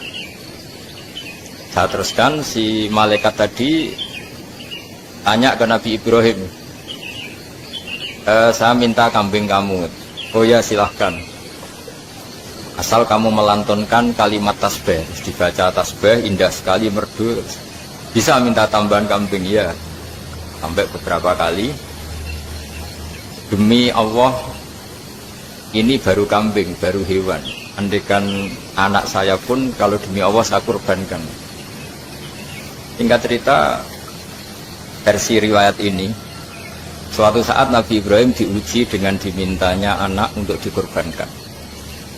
Ketika beliau atas nama seorang bapak agak keberatan, terus diingatkan ulang oleh Allah Ta'ala, janji beliau, demi Allah, anak pun saya kurbankan. Hasil akhirnya beliau melakukan itu. Dan karena Allah hanya menguji, tidak niat betulan supaya anak itu disembelih, akhirnya diganti oleh kambing. Jadilah tradisi kurban itu pakai kambing. Kemudian secara fikih ada padanan-padanan yang cukup menggantikan kambing, yaitu ada sapi, ada unta, dan seterusnya dan seterusnya. Yang menarik dari sekian referensi yang saya baca, dan ini harus disosialisasikan lah. Sebagian versi itu adalah bahwa Nabi Ibrahim ketika diangkat di alam malakut, di alam langit sana, itu ketemu Allah, kemudian Allah tanya, Ibrahim, banyak hamba-hambaku yang durhaka, tidak tahu saya sebagai Tuhannya. Kata Ibrahim, usul ya pa'amidhum, bunuh saja ya Allah. Setelah itu tanya lagi, ada yang zina, ada yang koruptor, ada yang pokoknya dosa-dosa yang buruk sekali. Dan di semua itu Nabi Ibrahim usul, mereka hidup di bumi engkau ya Allah, makan rezekimu ya Allah, maka mereka nggak sopan sekali, nggak ngerti engkau. Terus singkat cerita minta itu diadab, siksa. Suatu saat, versi referensi ini di kitab Hikam, kalau di kitab saya halaman 15 juz 2, suatu saat Nabi Ibrahim itu diminta sama Allah menyembelih Ismail. Kita ini penting sekali. Setelah disuruh menyembelih Ismail, Nabi Ibrahim komplain, ya Allah, ini anak saya, samratu fuadi, buah hati saya, kenapa engkau seenaknya minta saya sembelih? Gak bisa ya Allah, ini samratu fuadi, buah hati saya. Terus kata Allah, orang-orang yang durhaka yang kamu usulkan supaya saya bunuh, itu hamba saya menciptakan mereka, dan saya mencintai mereka, karena itu ciptaan saya. Anda enak saja usul saya matikan, saya bunuh. Sekarang ketika Anda usul, saya tidak mikir. Kenapa ketika saya usul kamu mikir? Terus akhirnya Nabi Ibrahim mau oke ya Allah. Setelah itu terus semenjak itu Nabi Ibrahim itu begitu sayang sama hamba-hambanya Allah. Hingga dari cerita yang paling masyhur, ketika Abu Bakar As-Siddiq begitu lemah lembut sama hamba-hamba Allah yang lain, Nabi Muhammad mensepadankan dalam hal ini sama Nabi Ibrahim, hati kamu sehalus Ibrahim. Yaitu Nabi Ibrahim, beliau akhir-akhir punya komitmen, faman tabi'ani fa innahu minni wa man aswani fa innaka ghafurur rahim. Ya Allah, orang yang ikut sunnahku maka jelas bagian dari saya. Dan yang sedang durhaka, wa man aswani, saya harapkan fa innaka ghafurur rahim, engkau Maha Pengampun, Maha Penyayang. Semenjak itu menjadi sunnatan mutaba'ah bahwa agama ini agama rahmatan lil alamin, bahwa melihat kemungkaran, melihat kebodohan, ketimpangan, itu komitmen kita ini membenahin, bukan menghabisin. Melihat kesalahan, komitmen kita ini in uridu ilal islaha mastata'tu. Komitmen kita ini ingin lebih baik, bukan mengacaukan dunia ini. Semenjak itu terus syariat-syariat Islam disebut anit tabi millata Ibrahim Hanifa, bahwa kita mengikuti millahnya Ibrahim. La ilaha illallah, tapi ada macam-macam. Jadi dengan cara seperti ini ada hadisnya enggak, legal enggak, terus ada sanadnya enggak.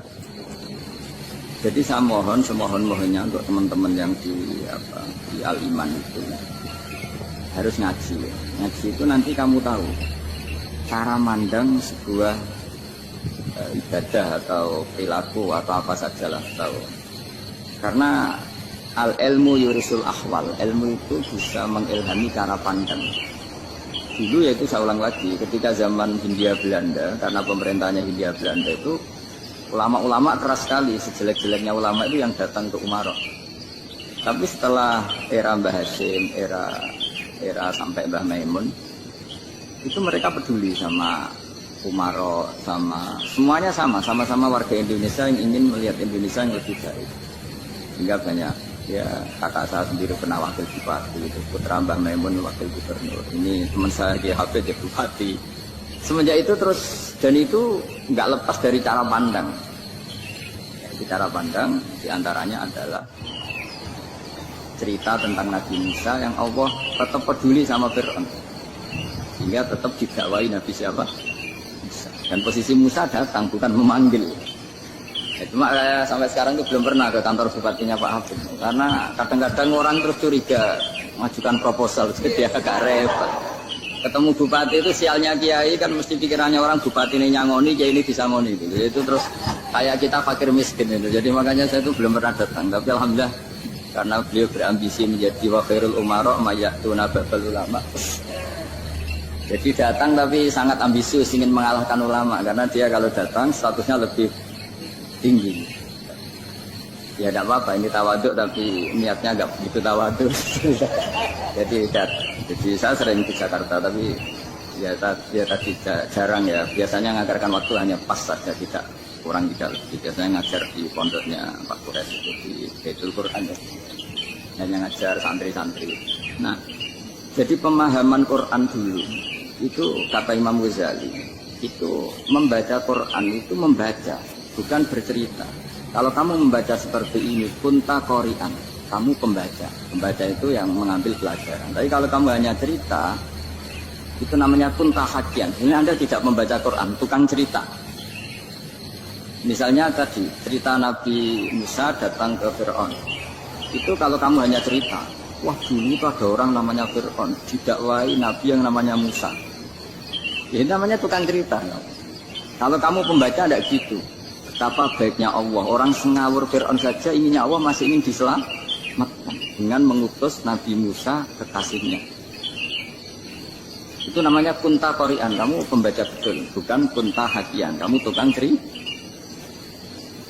Begitu juga seterusnya tentang Quran ayat-ayat seterusnya. Sehingga yang diharapkan dari pembacaan Quran itu memang kita sebagai ahli baca, ahli mu'tabir ya, ahli yang ngambil pelajaran, bukan tukang apa? Cerita.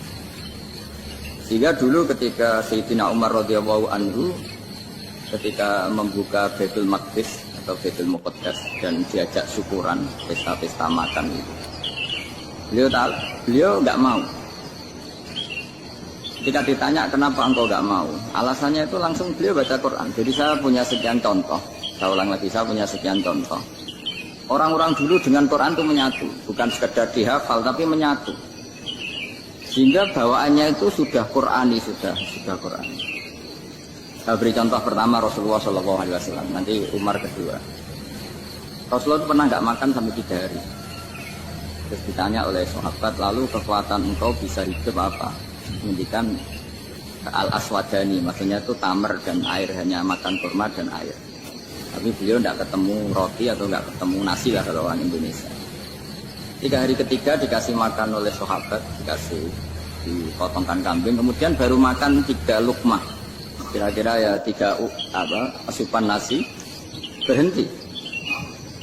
Padahal sahabat yang lapar sama dengan Rasulullah itu membayangkan Nabi itu sampai kenyang, sampai apa. Tapi ketika ditanya, seperti ini pun nanti ada hisabnya. Walatus alunna yauma idzin anin naim. Jadi acara makan-makan gini itu nanti ada hisabnya. Nabi nangis. Hanya sahabat nggak jadi nerusin makan. Jadi ketakutan orang dulu sama ketika Sayyidina Umar dijak pesta ketika memenangkan Baitul Maqdis itu.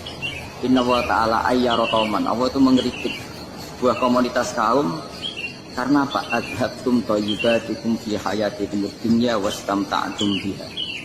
Kamu adalah orang-orang yang jatah nikmat kamu sudah kamu habiskan di dunia. Adhabtum itu kalian habiskan. jatah kenikmatan kamu di dunia. Wastamta'tum biha, kamu di dunia sudah berpuas-puas. Maka jatah Anda sekarang di akhirat habis. Sehingga Sayyidina Umar enggak mau pesta-pesta karena takut jatah nikmatnya habis. Kata beliau terus, astabqi thayyibati, akan saya sisakan sisi-sisi kebaikan saya supaya tidak habis. Orang Jawa itu jadi entek-entekno biar jatahnya masih. Sehingga di dunia kiai itu ya meskipun saya akrab bupati, akrab mungkin wakil gubernur, saya itu ya jarang ketemu. Karena kalau orang Jawa bawaannya ketemu ya makan-makan, guyon-guyon. Pun nak keterusan ras mlebu swarga. Makanya saya pastikan Pak Yusuf Mansur kesini tidak akan saya jamin, biar aja, biar jatahnya masih. Jadi ini bukan karena saya bagus, biar jatahnya masih. Nah, jadi itu ilmunya kiai. Nah, efek dari ilmu ini dasar. Kalau Anda berpikir tentang nasib Anda di akhirat, nanti bawaannya juga tidak akan mudah menyalahkan orang lain, tidak akan menghakimi orang lain karena sibuk dengan dirinya sendiri, tapi tidak dengan makna egois, tapi makna orang baik itu siapa? Orang yang sibuk dengan aib pada dirinya, dengan kekurangan pada dirinya, saking sibuknya mikir aibnya sendiri, tidak sempat mengoreksi aibnya orang lain. Itu awal ilmu. Ilmu itu tidak dimulai dari larangan. Kalau larangan karuan, tidak termasuk ahli surga, orang yang suka mengadu domba, tidak termasuk orang baik yang cari kesalahan orang lain. Itu namanya pelarangan. Tapi ilmu itu di atas nahi, di atas pelarangan itu. Kamu punya kesadaran bahwa kamu itu yang penting selamat dulu, jangan memikirkan orang lain. Dengan makna bukan egois, tapi dengan makna supaya tidak menyalahkan orang lain. Nah, saya termasuk ya boleh dikatakan kiai lah, yang paling fanatik bahwa semuanya itu harus dimulai dari ilmu. Ya saya ulang lagi, dimulai dari ilmu. Nah, dari sini kemudian saya berharap Indonesia menjadi damai, menjadi baik. Itu bukan karena kita baik-baik banget, ya tidak mungkin kita ada nabi, tapi karena sudah sibuk dengan memikirkan kesalahan diri sendiri. Sehingga misalnya kita baca Quran, Rabbana zalamna anfusana, lalu kita langsung ingat betapa hubungan kita dengan Allah itu harus ikrar dulu, merasa zalim dulu, merasa salah dulu. Nah, kalau semua orang merasa salah di depan Allah itu mesti bawaannya agak mudah menyalahkan orang lain, karena kita bilang Rabbana zalamna anfusana. Nah, itulah ilmu-ilmu yang mungkin banyak membaca Quran tapi hanya baca, atau kalau baca ini tok disebut al-haqi, ahli cerita. Yang dibutuhkan tuh al-qari, pembaca kemudian mu'tabir, kemudian mau beriktikad. Seperti yang dilakukan tadi Harun Ar-Rasyid tadi. Inna wa ta'ala arsala man huwa khairun minka ila man huwa syarrun minni. Wa ma'adzalika yaqulu wa ta'ala faqula lahu qaulal tayyib. Ya, kamu tidak usah memaksakan musyaddid keras sama saya, karena Allah Ta'ala telah mengutus orang lebih baik ketimbang kamu, yaitu Nabi Musa, ke orang yang lebih jelek ketimbang saya, yaitu Fir'aun. Itu saja harus beretika. Faqula lahu qaulal layyinan la'allahu yatadzakkaru Allah. Dan alhamdulillah bawaan kita sebagai orang Timur atau orang Jawa itu kalau mau ngandani orang itu halus sekali. Di antara bentuk kehalusan kata-kata diceritakan di ayat lain. Ketika Nabi Musa ketemu Fir'aun, dawuhnya begini, fakul apa itu yang di juz 30 yang juz 30 ini yang bagian dari, kan tadi hanya fakul lahu qaulal layyinan. Lahu qaulal layyinan itu bentuknya apa? Ya, bentuknya apa? Itu Nabi Musa disuruh ngendikan sama Fir'aun, apakah kamu mau saya nasihati?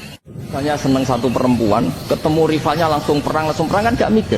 Tapi kalau kau bermikir, jangan-jangan cawe itu rasa seneng aku. Untungnya apa untuk uang ayu rasa seneng, malah mau loro hati. Terus sudahlah, buruan dialihkan kemana kan gitu.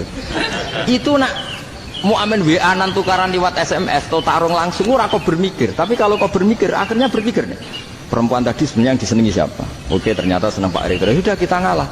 Karena tidak ada nikmatnya kan menikahi perempuan yang sama sekali tidak mencintai kita. Tapi kalau nak kau berpikir pokoknya diprovokasi, wah kowe kalah mbek A, kowe kalah mbek B. Pikirannya kan ojo sampai kalah. Bareng wis menang ternyata ada mas lah. Di Quran itu sampai lihat di tafsir Tobari itu ada ayat bal nadzifu bil haqqi 'alal batil fayadmaghuhu fa idza huwa zahid. Qadzafa itu kalau di kamus tak lihat itu takallama bila dalilin. Qadzafa itu pokoknya sekenanya. Artinya gini, kebenaran Islam atau kebenaran hak itu kamu taruh sekenanya saja itu tetap menang. Apalagi kamu taruh secara teratur, kamu taruh sekenanya saja itu tetap menang. Sehingga di sini banyak sahabat yang hidup di Cina. Sekarang juga banyak orang alim yang milih hidup di Amerika, banyak orang alim yang milih hidup di Inggris. Dan mereka pede, percaya diri karena kebenaran itu kamu letakkan di mana saja, itu tetap akan menang, akan menemukan momentum kemenangannya. Misalnya gini, contoh paling gampang. Dulu para peneliti, seorang lebih dulu para peneliti itu ya datang kemana-mana, termasuk Ibnu Battuta, termasuk Ibnu Khaldun, ya semua peneliti itu suka neliti. Setelah diteliti, Quran itu satu-satunya kitab suci yang membicarakan sains, misalnya tentang falak, tentang astronomi, tentang asal-usul kejadian manusia, kejadian makhluk, juga bicara tentang geografi, geologis, semuanya. Sementara kitab lain hanya cerita tentang mawaid wal hikam wal ibar. Jadi diteliti kayak apa, pada akhirnya hak ini yang menang. Bal nadzifu bil haqqi 'alal batil fayadmaghu fa idza huwa zahid. Saya berkali-kali cerita, ada ulama yang ahli matematika. Ketika ditanya kenapa kamu suka ngajar matematika, sampai muridnya itu ragu, ini gurukum bu swarga ta ora, penggaweane mulang matematika. Jadi para muridnya bermimpi bahwa Imam Amudi itu disuruh ngajar para malaikat. Dan itu pede betul ya.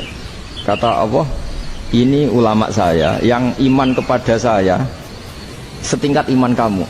Jadi malaikat itu tidak mungkin Gusti, kita menyaksikan langsung engkau sementara ini di bumi, nggak menyaksikan jenengan. Kenapa bisa sepede dan seyakin itu?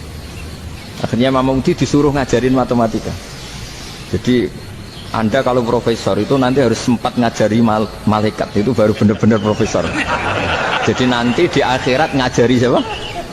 Malaikat. Jadi ada seminar yang melibatkan banyak malaikat, narasumbernya itu seorang profesor. Itu ketika kenapa engkau begitu yakin kalau Allah itu Tuhan dan Allah itu Al-Wahidus Shomad. Terus Imam Amudi mulai nulis angka agak beraturan. Di antara syafaatnya Quran itu orang nggak jadi masuk neraka. Jadi syafaat itu ada dua, dari neraka diangkat ke surga, dan itu bisa lama itu. Tapi kalau syafaatnya Quran itu yang belum masuk neraka, supaya nggak jadi masuk. Karena neraka juga punya aturan, dia juga kena aturan fikih. Jadi, betul, tak ada bilang. Jadi kena konstitusi apa? Fikih. Sama tak ceritani syafaatnya Quran. Ada orang itu beli itu fasik. Itu dihafal surat Tabarok. Hafal betul. Tabarokalladzi biyadihil mulku wa huwa ala kulli syai'in qadir alladzi khalaqal mauta wal hayata.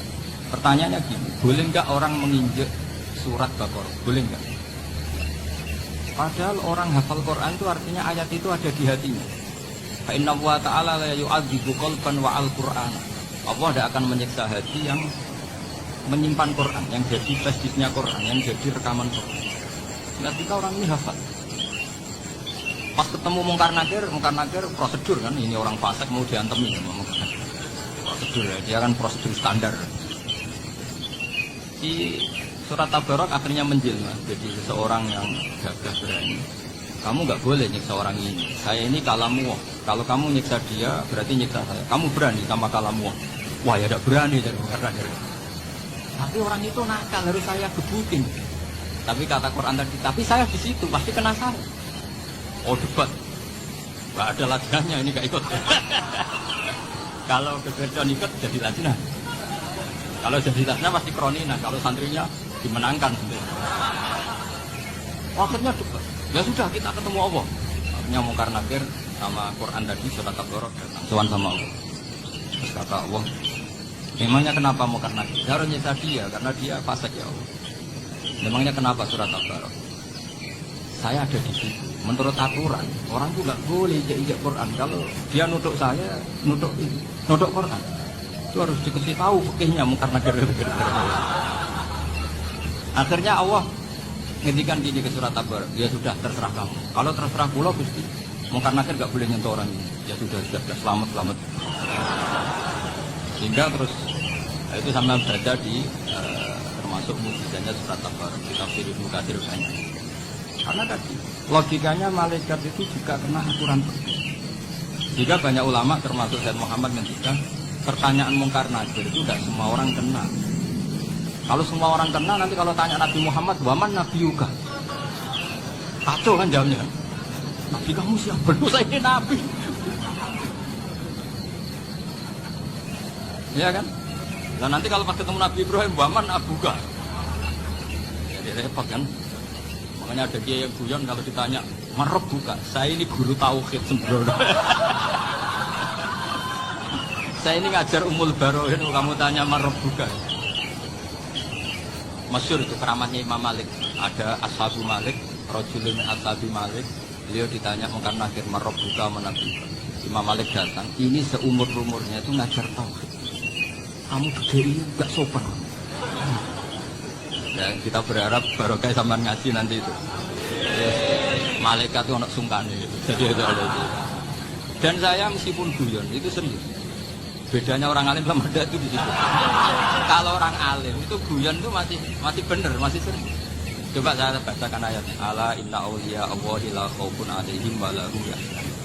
Lahumul busyra fil hayatid dunya fil akhirah. Artinya kalau mungkar nakir dengan penampilan garang gitu, berarti ada ketakutan apa enggak? Ada. Padahal ciri utama walinya Allah tidak ada ketakutan. Makanya itu termasuk dalilnya Sayyid Muhammad. Tidak semua orang alami seperti itu. Karena wali-wali itu la khaufun 'alaihim wa lahum yahzanun. Wa ana istiyahi semungkar makruh buat tidur bedek. Iku dredege ora kok pertanyaan kok konan santri piye. Lho isen wis kiai dihanjuti mungkar nakir. Malu enggak kira-kira? Mesti pelengahan konan santri piye. Nah jawabannya gampang karena pernah ngajar tauhid. Makanya Sayyidina Ali ini ceritanya ada di kitab Nuridul. Sama lihat di kitab Nuridul karangannya Syekh Al-Albani. Sayyidina Ali itu ya, andikan orang biasa mungkin ya agak hasut, tapi ini wali kan, boleh kamu katakan. Dia itu mangkal sama Umar. Orang kok setiap orang pernah dibentak. Apa dia berani bentak mungkar nakir? Penasaran. Bagaimana perangnya Umar itu berlanjut enggak gitu kira-kira. Makanya minta ya Allah saya minta kasok. Ya, karena yang minta Sayyidina Ali karena mau aja dituruti sama kasok. Dilihat Sayyidina Umar pas meninggal itu hasud itu ya kadang penting asal baik. Loh betul bahasa Nabi kadang la hasada illa husnaten itu Nabi bahasakan ya hasad. Gus Person aja yang nafsirkan ghobtoh itu kan gaya-gayaan sebagai ulama. Aslinya Nabi ngendikannya itu la hasada illa husnaten. Ulama yang ganti itu namanya ghobtoh. Wong Nabi sendiri nyebut hasad, kok kamu tafsirnya ghobtoh.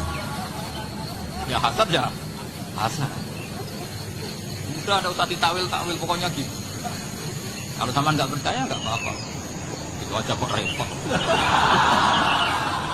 Karena sama nggak percaya kemungkinannya dua. Satu nggak ngerti. Dua sama-sama alim kan dari awal kalau sama-sama alim kan laisali alimin ayukal lidah aliman akhor. Kita nggak perlu saling mengikuti. Ngapain hasud? Biasa aja. Akhirnya Sayyidina Ali kasih. Pas Umar bangun. Setelah mati kan bangun, setelah meninggal bangun. Mungkar nakir datang dengan perang yang sangat darah. Itu digambarkan Sayyidina Ali, matanya itu kalbidriol, kayak apa pendil yang mengangat. Wah seru. Sayyidina Ali senang, paling takut ini Umar. Senangnya bukan wah ini mesti takut Umar. Biasa. Ternyata enggak, Umar malah bangga. Woi mungkar nakir, kamu tahu menghadapi siapa?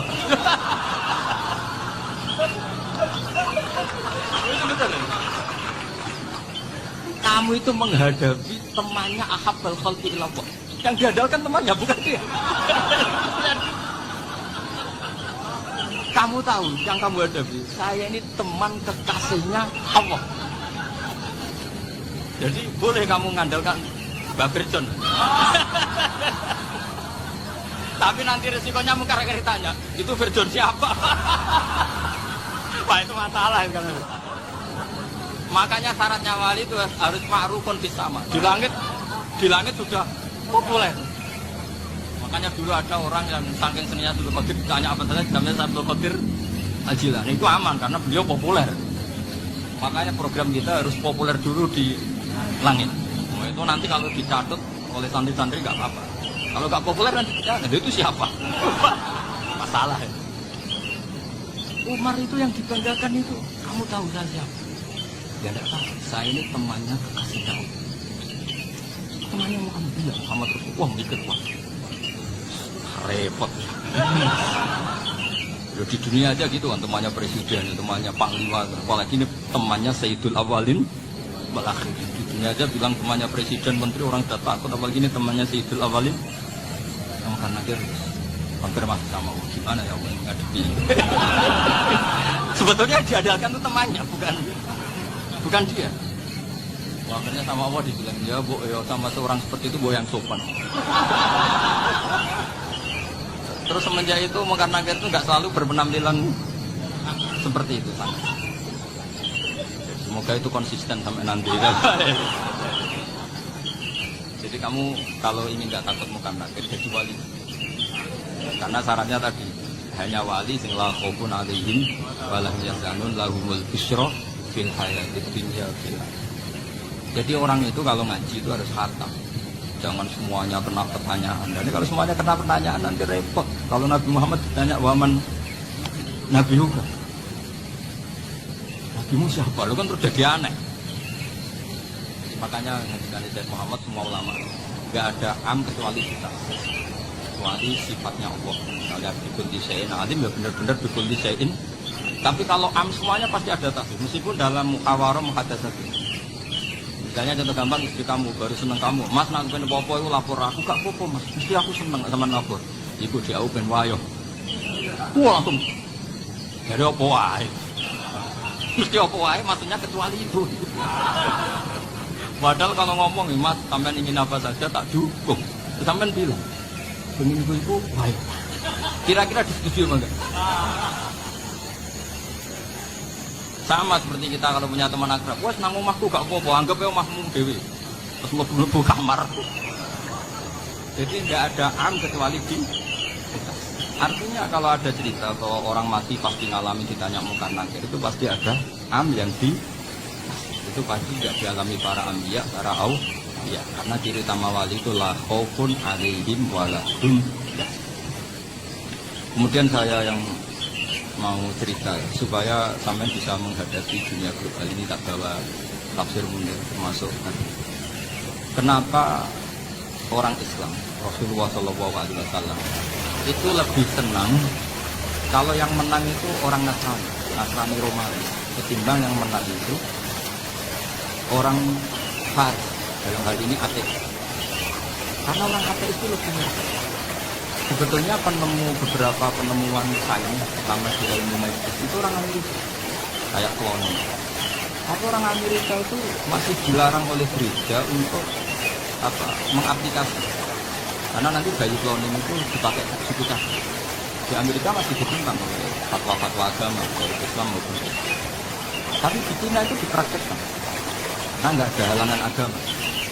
Di Cina itu biasa ada kondom diolah lagi jadi alat-alat. Di Amerika tidak ada karena masih ada agama, masih ada larangan. Sehingga orang Islam itu lebih takut kalau yang menang itu versinya, karena secara berpikir ternyata Tuhan itu tidak ada, langit tidak ada perannya. Jadi ketika yang menang Nasrani masih berpikir itu pertolongan Tuhan. Mungkin cara mengatakan Tuhan beda dengan itu. Tapi ada satu kesamaan bahwa kekuatan samawi itu ada. Itu boleh bagi rumsi adnal ardi wahum min ba'di walabihim. Di sini diterangkan oleh Syekh Nawawi supaya kamu tidak salah paham. Sebetulnya kamu katakan wah itu paham liberasi, sebenarnya saya tidak tersiksa. Cuma takut yang mengatakan seperti itu cek goblokir atau ngaji gitu. Itu aja masalah. Ini saya baca ini karangannya Syekh Nawawi karena tadi kata Mbak John ngaji itu harus sama orang yang bersana. Saya ini kalah sama beliau itu berkali-kali. Secara nasab saya harus manggil Mbak. Secara silsilah ilmu saya juga kalah lagi. Saya sering disewani sama cucu Syekh Nafal. Di Siddiq itu termasuk murid dekat beliau Syekh Nafal. Kalau itu berarti kan Gus Wirjon, Ahmad, Mbah Siddiq. Mbah Siddiq ngaji Syekhona Khalil. Syekhona Khalil itu pernah ngaji langsung sama Sayyid Zaini Tahlan. Berarti beliau dari Sayyid Zaini Tahlan itu baru generasi kelima. Sementara saya itu sudah ketujuh atau keenam. Saya, Mbah Mun, Mbah Karim, misalnya Mbah Hashim, Mbah Mahfud Termas, Sayyid Abi Bakar Sato, yang arahnya Anatul Tolibin, baru Sayyid Zaini Tahlan. Berarti saya ketujuh, kalah lagi. Tapi untuk jadi wali biasanya cepat saya. Karena syaratnya jadi mbah itu ngalah demi butuh. Jadi kalau beliau ngotot, saya dulu Gusti saya mbahnya. Wah itu mbah yang nggak baik. Nanti jatahnya dikasihkan apa? Cucunya dulu. Makanya Abdul Muthalib itu orang yang dapat wangsit, tapi yang jadi nabi itu cucunya. Jadi dalil saya banyak. Sebenarnya Abdul Muthalib itu sudah sering dapat wangsit. Karena saya bacakan wahyu Nabi yang protes, enggak Nabi kok dapat. Wah, tapi sebetulnya Abdul Muthalib itu masyhur. Kalimat-kalimatnya menunjukkan bahwa beliau itu sudah dapat wahyu kalau nanti cucunya itu jadi Nabi. Makanya senangnya bukan main Abdul Muthalib sama Rasulullah. Putu seneng, mbah seneng putu. Jadi mungkin, jadi teman harus protes loh. Yang jadi wali kok cucunya. Dulu betul. Dulu Mbah Hamid Pasuruan itu kalau Mbah Ahmad Siddiq ke sana, Mbah Hamid Pasuruan kalau manggil Mbah Ahmad Siddiq itu paman.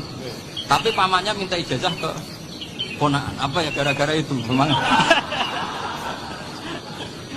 Kalau itu masih berlaku, apa? Ngalah tadi. Kayaknya masih, apa? Hewannya masih. Karena melihat tren-tren langit masih gitu kayaknya. Masih. Ya. Tapi banyak tetap dapat jatah, tenang saja nanti. Tapi memang sebaiknya mbah itu lego. Rasulullah Muhammad SAW itu terkenal min dzurriyyati Ibrahim. Tapi kata Rasulullah, ana dakwatu Ibrahim wa bisyaratul. Aku nganti ngene iki baru kae dongane Nabi Ibrahim. Jadi dongane Nabi Ibrahim ya tiba teng putu. Jadi banyak bukti bahwa jatuhnya ke putu. Jadi saya di kamar sama beliau berduaan. Ini Mbah jadi wali di sini, aku web. Cocokan. Nah kenapa saya akhir-akhir ini gulirkan daftar wali? Kenapa? Saya ini resah. Orang sudah ingin dicintai pejabat, dicintai tetangga, dicintai teman. Tapi kadang-kadang orang lupa lagi dicintai apa. Makanya saya meskipun guyon, tapi ini amdan, bukan sahwan. Supaya orang punya cita-cita lagi jadi wali ini dicintai. Kita ini terlalu lama ingin dicintai makhluk, dicintai makhluk.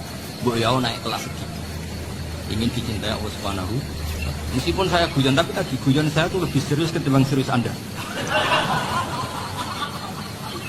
Karena tak pikir. Saya tuh kalau pergi itu senang ngebis, bukan karena saya tidak punya mobil, tapi saya senang. Mau butuh itu supaya gak diganggu. Karena saya tuh harus punya waktu sendiri.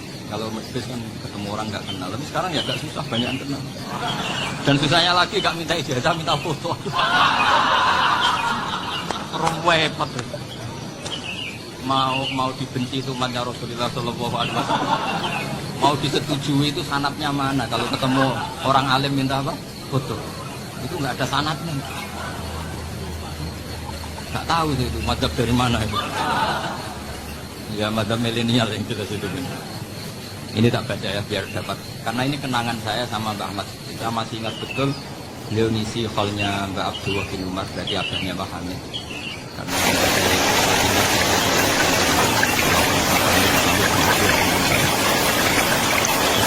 masih ingat betul.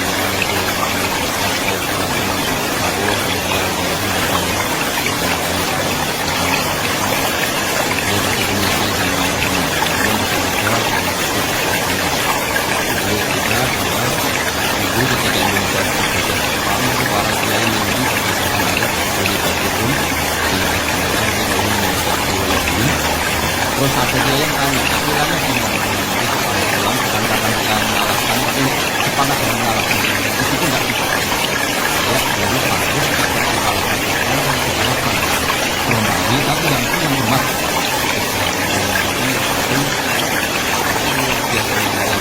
Lalu kejadian itu kita ada mengalahkan Jepang, Jepang pulang sendiri dan sekarang ini nggak usah dicek bacanya bener apa enggak, udah sudah aman, apa aman. Karena kalau saya salah itu ya sengaja, artinya ya sengaja, ya biasa mas. Saya kemarin misi di Pondok Pelosok, di Pondok Al-Munawwir. Salah itu ada salah memang benar. Itu nggak apa-apa, jadi maksud. Karena mesti sangka wong goblok salah. Ada salah bawaan ilmu, itu repot tuh, dan ini. Karena misalnya kita yang biasa belajar qiraat asafah, wayak sibu, mesti diulang lagi wayak sabu. Karena qiraatnya Imam Asim itu hasibah yang sabu, difatkasi. Sementara kita kalau ngaji kitab kulino, ya. Jika kita yang biasa belajar sabah itu kalau baca kitab itu kayak orang bingung.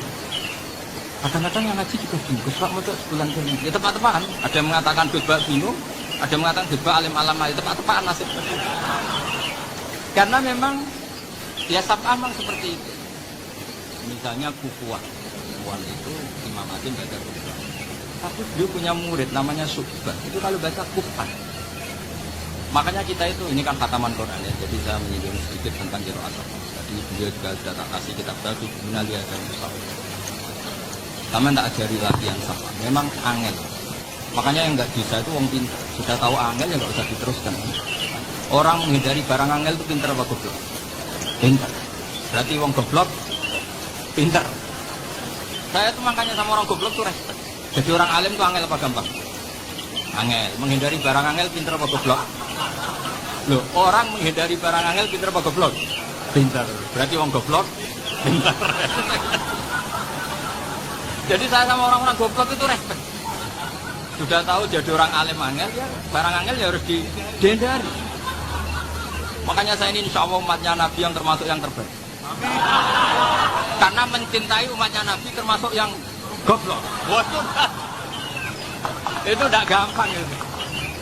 Karena tadi, sudah tahu ya. Seperti itu loh orang naik Panjat Pinang. Itu yang naik karena ingin hadiah. Yang nonton sudah tahu, wah licin kok dinaikin mau keplodok.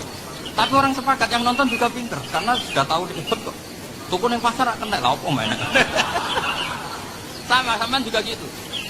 Ngalim kafir, ngalim pakai, ngalim ngaji merekam kan gampang. Itu pinter apa goblok? Pinter. Iya. Makanya kalau ini mbok burohno ngono tok. Saya tadi dinasihati Pak Firdan membuka hati saya selamat. Saya itu meskipun kata orang banyak, mungkin bisa banyak, tapi saya insya Allah tidak riya. Saya itu pakai kitab namanya Tasbihul Fuad, itu karangannya Syekh Abdul Haddad. Ketika beliau punya muhibin banyak ditanya, bagaimana ya Habib Anda menjaga hati Anda? Jamnya Syekh Abdul Haddad itu unik. Innama alzomu Allah. Mereka itu sebenarnya menghormati Allah. Cuma butuh saran, dan itu saya. Jadi saya tahu sama semua itu mencintai Quran, mencintai sunnah Rasul, mencintai hadis-hadis Rasul. Cuma sampean kan karena nggak paham, terus manfaatkan saya. Jadi sebenarnya saya ini korban. Korban. Jadi saya mau riak gimana? Korban kok mau bangganya di mana? Coba sampean misalnya ngaji tafsir, belajar sendiri kan susah. Tafsirnya susah, maknanya susah. Bahkan beli kitabnya udah nggak kuat. Untuk jadi alim tafsir kan harus beli kitab. Saya sering belajar kitab itu juga. Tafsir Tobaru, saya pernah beli kitab Fakhrul itu berapa? 27 jilid. Karangannya Fakhrul. Belum karangannya ulama modern, Imam Sa'rawi. Itu berapa kitab? Itu juga. Saya kemarin juga belajar kitab Fakhrul Islam namanya Sayyidul Bari, Kisah Filsafat. Terus orang itu kan bisa. Wah itu harganya lah. Gak ada kok tapi begini.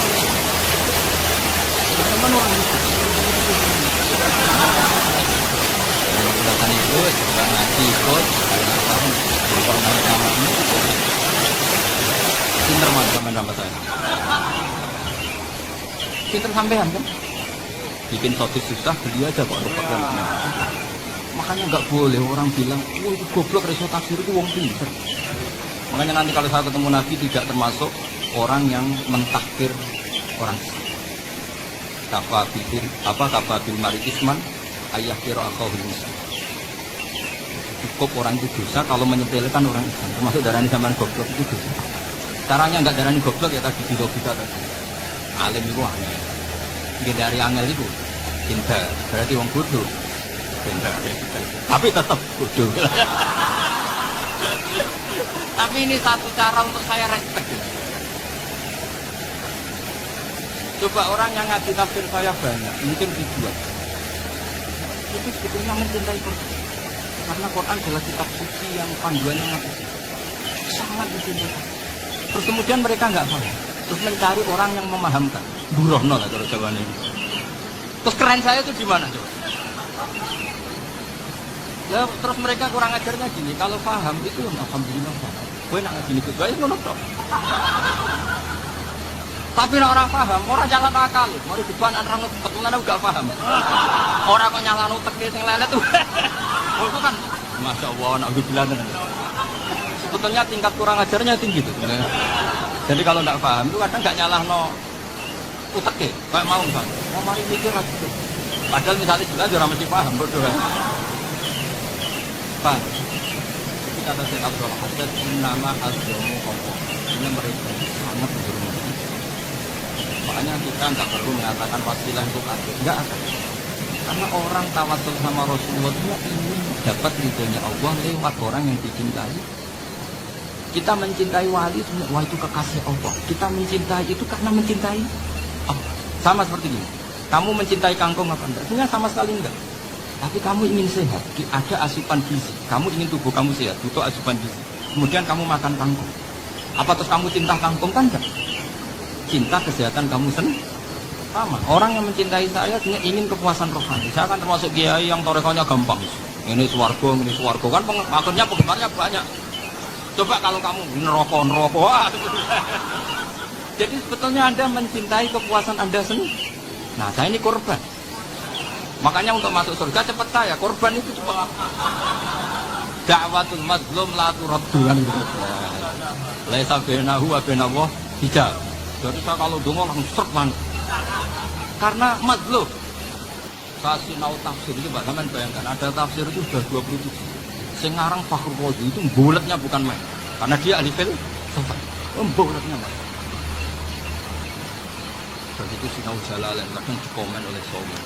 Ketika percaya Jalalain dibeli Sawi. Percaya Sawi sekandani itu Maliki rasa ribet. Begitu sinau Qurtubi, sinau tafsir Tabari susah. Belinya susah, belajarnya susah. Padahal saya punya keluarga, punya istri, punya anak. Bayangkan kalau istri saya rewel, istri sampai. Wah itu, tapi alhamdulillah enggak. Sama sekali. Allah tidak milihkan, wah ini bahaya kalau punya istri rewel. Imam Sibawa itu kitabnya banyak, tapi yang terbukukan hanya kitab Sibawa. Karena beliau kalau sudah belajar lupa istrinya, kalau beliau di pasar, kitabnya dibakar semua sama istrinya. Karena dianggap saingannya. Ternyata yang dicerai tidak kitabnya, malah istrinya. Itu imam siapa? Tapi alhamdulillah kitab saya nggak terbakar, aman. Kita teruskan. Jadi untuk menjaga ria, dilatil innama azzamu Allah. Sebenarnya mereka itu menghormati. Sehingga wasail-wasail itu sebenarnya nggak pernah jadi subjek, pelaku utamanya. Tetap Allah. Sebab itu kata Sayyid Muhammad, kamu kok mengatakan wasilah itu kafir itu di mana? Ketika innallaha qad ba'atsa lakum taluta malika. Talut itu yang manusia. PD-nya itu apa? Inna ayata mulkihi ayyatiyakumut tabut fihi sakinatum min rabbikum wa baqiyatum mimma taraka alu Musa wa alu Haruna tahmiluhul malak. Jadi beliau PD itu kalau bawa sunduk semacam peti sakti, yang di situ ada baqiyatum mimma taraka alu Musa wa alu Haruna tahmiluhul malak. Ya kayak semacam jimat. Tapi saya bukan mensyariatkan jimat enggak, karena nanti banyak penjual yang pembohong juga gitu. Cuma cerita, kamu tidak usah mengatakan kafir dulu. Tolong videonya kamu bawa sunduk semacam peti kesaktian yang di situ ada baqiyatum mimma taraka alu Musa wa alu Haruna tahmiluhul malak. Hingga Khalid bin Walid, meskipun beliau sahabat dan menyaksikan wajah Rasulullah SAW, itu bawa sya'aratun min sya'aratihi Rasulullah SAW, bawa rambutnya. Perang kemana-mana itu diletakkan di pecinya. Tadi sama tanya lagi, masa pakai peci Khalid bin Walid? Wah panjang itu sampai ini repot. Sampai tak warai ngaji usul fikih itu kalau ngaji itu ada istilah tangkil mana. Ini wilayah yang kita bisa berdebat. Dulu itu musuh saya karena saya makin Anwar, beliau mati pelosok. Tapi tahu-tahu kalah tua terus saya mengundurkan diri. Di fikih itu ada istilah, ada tangkihul manat, ada tangkihul manat, ada tangkihul. Tangkih itu kira-kira gini, lafaz hadis itu dibuang sekian untuk tahu bahwa itu madarul hukum. Misalnya gini, tak berikan lafaz. Teman harus paham, kalau nggak paham nggak pinter-pinter. Ja'a a'rabiyun ila Rasulillah sallallahu alaihi wasallam. Ya karena menunggu nanti sama itu orang alim. Ngaji ini tetap ada suasana alim. Ya harus ada suasana alim. Enggak perlu jadi orang alim, kan susah. Sudah ngedari susah itu pintar. Sudah itu. Jadi orang alim susah. Ngedari barang susah pintar. Berarti orang tidak alim pintar.